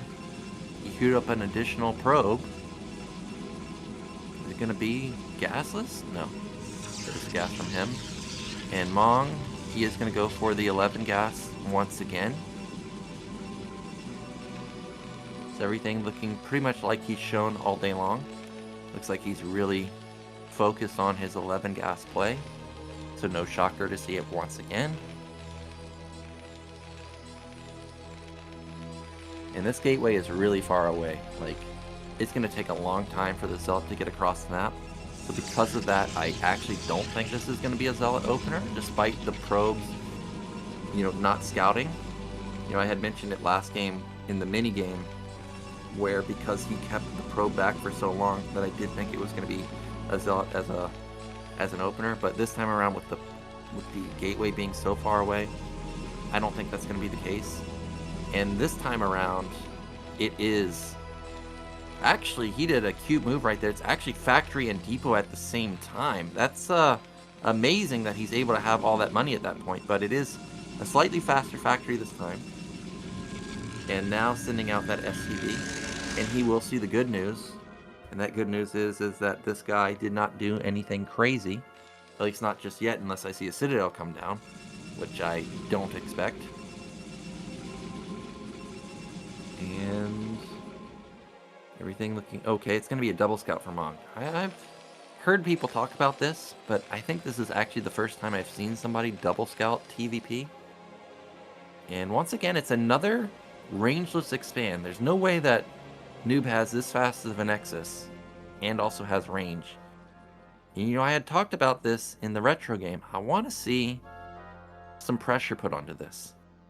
It's a whole different ballgame microing goons with no range compared to actually having range. But it looks like once again Mong has gone straight add-on. Once again, this is still going to be okay because he's going to get out fast tank. He's going to have very fast mines. And he did do a lot of damage to Mini on the retro. Was it Mini? Or was it Noob? I can't even remember who it was on the retro game, but I mean, it must have been Noob, right? Because Mini faced off versus 815. But either way, this is the same opener that we saw on retro. This time around, actually, he's got 4 Marines.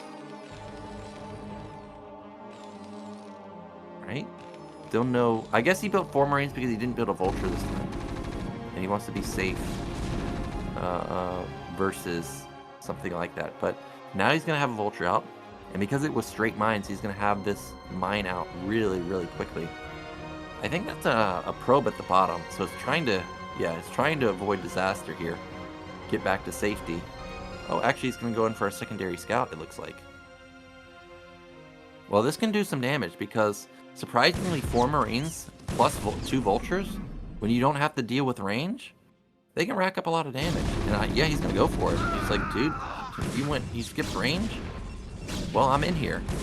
Oh, the Vulture gets into the mineral line. Gets 1 kill. If he can save that Vulture, that'd be great. Oh, and he does. He does save the Vulture. At least for now. I don't think he's going to get any mine set up. Okay, that was a really good surround by the probes to make sure that that Vulture doesn't get in. And so far, this did not do much. So good hold from Noob. Both players didn't really commit very much. Like, didn't overbuild goons. Didn't, I don't think, cut workers for this. So supplies are pretty much even. Worker count pretty much even. We've got command center done for Mong now, and he is just going to transition into probably his armory plus eBay as a follow-up. Whoa, that shuttle's already done. Okay, well actually Mong's in big time trouble. When you build a lot of Vultures like this, you have to have mines in your base to help defend versus drops, and he went speed. So it's not like he even has a tank plus siege mode.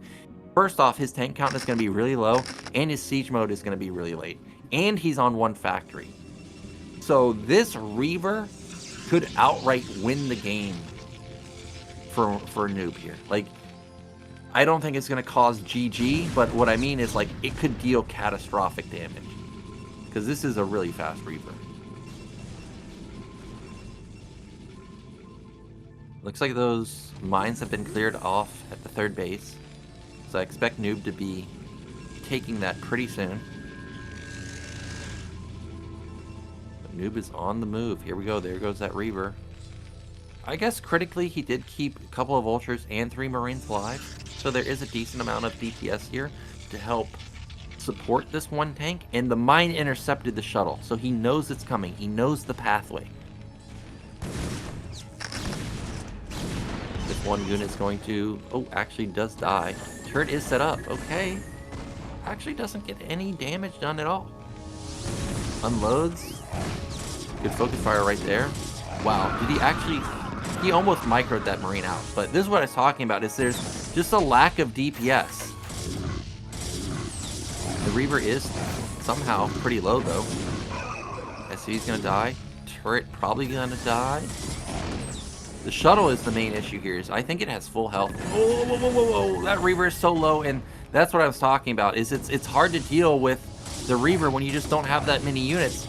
If that connects, I think that will trigger an all-in from Mong. But does not connect, so he does still have a decent worker count, but he did lose a lot. And behind this, I think Noob can pretty much do whatever he wants. He could start scaling into Stargates if he wanted. He can go Arbiters if he wants. He can just go Gateway Storm like he did last game. I really do think he's got a lot of options at this point because of all the damage he did. His third base is basically done at this point. Yep, it just now finishes, so he's going to transfer over there. And Mong just now starting to scale his factory count. I see the second and third one coming in. And he can't really do anything as a counter move. He's got one Vulture out. I mean, one Vulture can do damage, but it's not going to do damage at this level of play.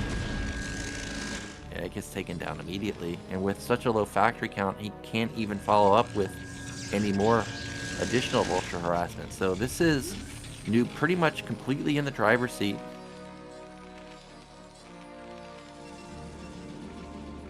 And I think once again we're going to see Mong just camp it out. Try and take his third base, have a favorable trade, slowly get the high ground, and try and get his fourth base. But Noob is saying, no sir, you're not going to easily take a third base, not against me. You're going to have to deal with two Reavers. Now unlike Mini, I don't think this is mass shuttles. I think Noob is just going to commit to just one shuttle this time. And just try and macro immensely off of his, what is now I think 7 gates. We can already see the supply lead becoming kind of large in favor of Protoss. It's a 35 supply lead. There's still only 3 factories for Terran. This is looking really, really bad for Terran. Starport I think is started at bottom right, so he's going to start scaling into his +2 weapon upgrades. But this just looks like Noob may just steamroll him. Fourth Nexus now starting. Vultures get out into the map, but they're basically killed off immediately. Like, this didn't really get him much at all. Maybe this is double... Oh, wow, he left his Reaver out! Why? Wow, that's a big loss. And that's now, all of a sudden, going to allow Mong to try and get this third base. I don't even know how Mong knew that the Reaver was moved away, or the was unloaded. But it was the correct call. He got 2 Reavers for free. Noob has got to be kicking himself for that, because why did he need to go back to load up Zealots? I can't understand why he was doing that, but either way, Mong capitalizes on that. He's gonna try and bus?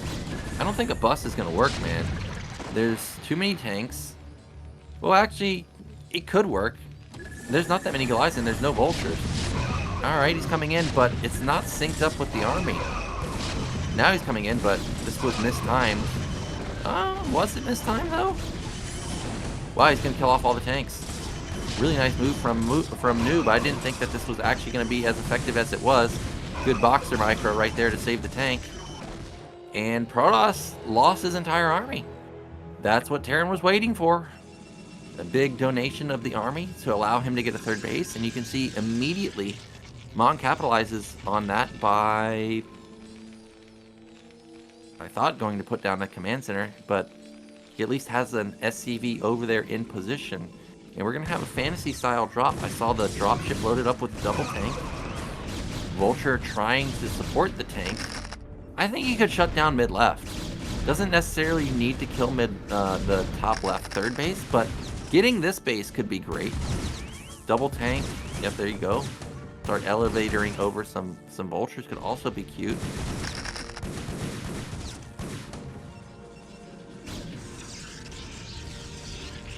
Is that double robo? I think that is actually a double row at the natural. So he is channeling his inner mini here, going for mass harassment. And where'd that tank drop go? Tank drops at third base, while Reaver drop at the third base himself. There's a lot of probes over here, by the way, but they're not in siege. So he's not able to focus down those probes with some big tank shots. Reaver still being annoying.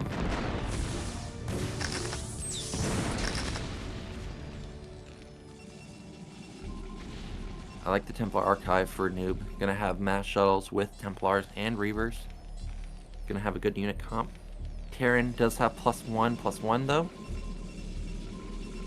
So he will have +2 power spike maybe within like 3 minutes from now. It doesn't seem like he rushed at this game. And I think that tank drop is still alive, right? Like, so he can come in for another drop. And that's exactly what he's done. He's just unloaded. I heard him unload. Oh, he's in siege.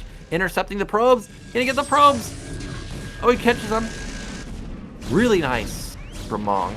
That's what he needs to get back into this game. He gets 6 out of the 12 probes. I'm not sure if he actually got any shots off on his tanks onto that probe line.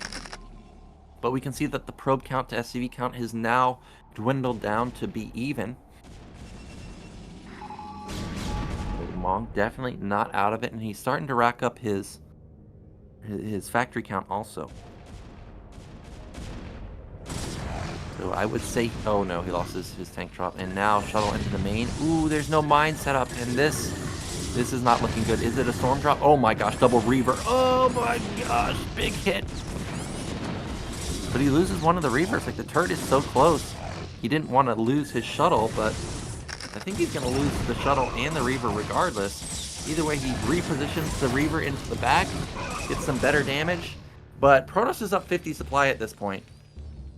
A lot of the units are out of position, obviously, but Protoss is not in position to make like a massive attack on the third base. Now he's getting everything synced up. I think that's what he was trying to do, is like alert Terran into over defending their main versus drops, and now he's going to hit from the front. But he is lacking a decent chunk of supply, but he is still up 50, which is pretty huge. Now Terran's already in a pretty good position. He's got his eBay set up, floating at the front to soak up some hits. We saw how effective that was on the Dark Origin game. The goons were basically useless in those engagements. But what is lacking is there's no depots to help SimCity. There's not that many Goliaths to help deal with drops. And there's no vessel for D-Matrix or EMP. So 50 supply lead for Protoss. I think that, is this a shuttle down at bottom right? No, it's a Zealot. I think if this was a shuttle, that would have been a complete diversion, and then there's going to be a massive bust. Like, that's what I'm predicting, or would have predicted. Either way, Noob is getting a 5th base up at bottom left. He saw, or Mong scanned and saw that there's another probe transfer going, so he knows there's another base going to be up and running, but he can't do anything about it just now unless he goes for another dropship, which I don't see. And right now it looks like Noob is just content with just holding the high ground here. And I don't think Mong can really do anything about it. He saw the probes even be transferred over those mines, so he knows that bottom left is taken. And we're going to have a big shuttle bomb. Looks like Noob has had enough about this Terran just sitting here. But we've seen Mong trade very well every time Protoss has made like a big bomb on his third base. It really hasn't gone well for them. Like in the minigame, it completely backfired actually. Zealot bomb into the third base, getting a lot of SCVs. That's fantastic. And doesn't even lose the shuttles, only loses a couple of Zealots and Templars. And there's a lot of gateways up now for Noob. What is it, like 15 gate? Big eco, 65 workers, double forge, everything looks fantastic. Terran has still not gotten the high ground. I mean, this is just a nightmare scenario where you don't even have high ground. You're struggling. His main and natural are going to be mined out pretty soon once again. Quadruple shuttle, hello. And there's only, what is it, 3 Goliaths? Still don't see a vessel for EMP, no D-Matrix. But +2 has kicked in. But is 2-2 enough to overcome this positional advantage plus AoE advantage with the Storm? I don't know. Okay, here we go. This is going to be the move that I was hoping for. The shuttles into the main. Oh, wow. Actually, he has more waiting to be elevated in. And I don't think there's a lot of defense in the main. We can see that there are a few mines set up, but this is 5 shuttles, man. Quintuple shuttle bomb. And here we go. Oh, actually, there are a lot of mines set up. Okay. A lot of turrets, too. But they're still able to unload the majority of the army, and he's going to focus down that armory. That was obviously going to be a +3 weapon denial. That's a big win for Noob there. Supplies are getting close. You know, it's max versus almost max. I think that's actually the first vessel.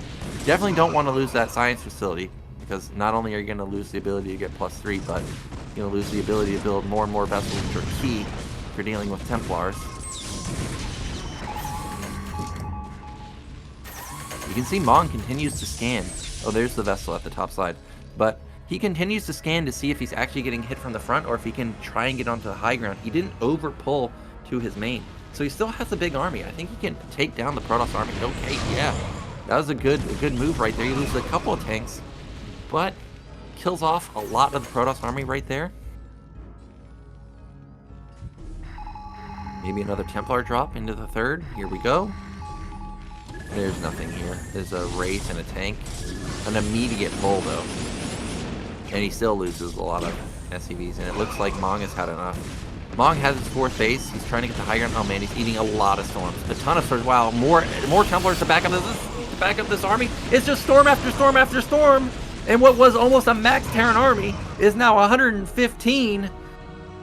That's not going to cut it. 115 is not going to beat 190, and you're not going to beat 6 base Protoss when you're on 1 base mining, basically. The 4th base hasn't even landed.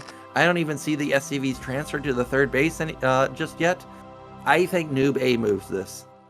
If I'm him and I see this army set up like this, I don't think he can see it because he doesn't have an observer in position, but this is A move city right here. That is so much production. It's like 20 gates now for Noob. He can definitely crush this army at any moment. He just has to feel confident that he can do it. Instead, he's going to loop around with the shuttles and maybe just bomb on top of the tanks. Yep, there he goes. And all the Vultures and Goliaths moved out of position, and this is probably it. There's no way Terran can hold this. Not without EMP, not without D-Matrix. There's still so many storms, so many Zealots coming from the bottom side. Really good macro from Noob, and unfortunately, that means that Mong, he's going to be knocked out. He is getting doubled in supply. There is the GG, and Noob, quite impressive today. You know, I didn't know what to expect from him because, like I said, I've been seeing when he does stream, half the time it's League of Legends, half the time it's StarCraft, and Mong, you know, even though he's weak-ish in Terran versus Zerg, he's definitely very good in TVP. So I thought that definitely was going to be a tough matchup for Noob, but Noob made it look easy, and for whatever reason, Mong was just not on his game today in TVP, struggled to get his 4th base, struggled to have really any map presence in any of the games except for maybe, what was it, on Dark Origin. He got some good map presence there, and I guess he did win the retro game. I did forget about that, but either way, Noob played really well, quite impressive today, and that means 2 Protoss players make it out. So we're going to get a look at the match result today. Of course, we had Mini taking down 815, then we had Mong beating Noob, Mini beating Mong, Noob beating 815, and then Noob coming back, getting redemption from his first game versus Mong, and takes the series. And that means that we are officially done with the round of 32. Thank you guys so much for watching. We were going to have the round of 16 coming up in the near future. It's going to now be out of group stage. It's going to be 1v1, best of 3 between players. I don't know exactly how the group draws will, or how the draws will be, but I'm looking forward to that, and I hope to see you in future casts. Take care. Oh, and one more thing. Of course, we got to shout out StarCastTV for creating the tournament. If you do enjoy the content that we are creating, consider becoming a Patreon supporter. You know, the funding that we get for StarCast goes towards creating these tournaments. So without funding and without the Patreon support, of course, these tournaments could not exist and we could not be able to deliver such great content. So definitely consider becoming a Patreon supporter, and I look forward to seeing you in the future. Take care.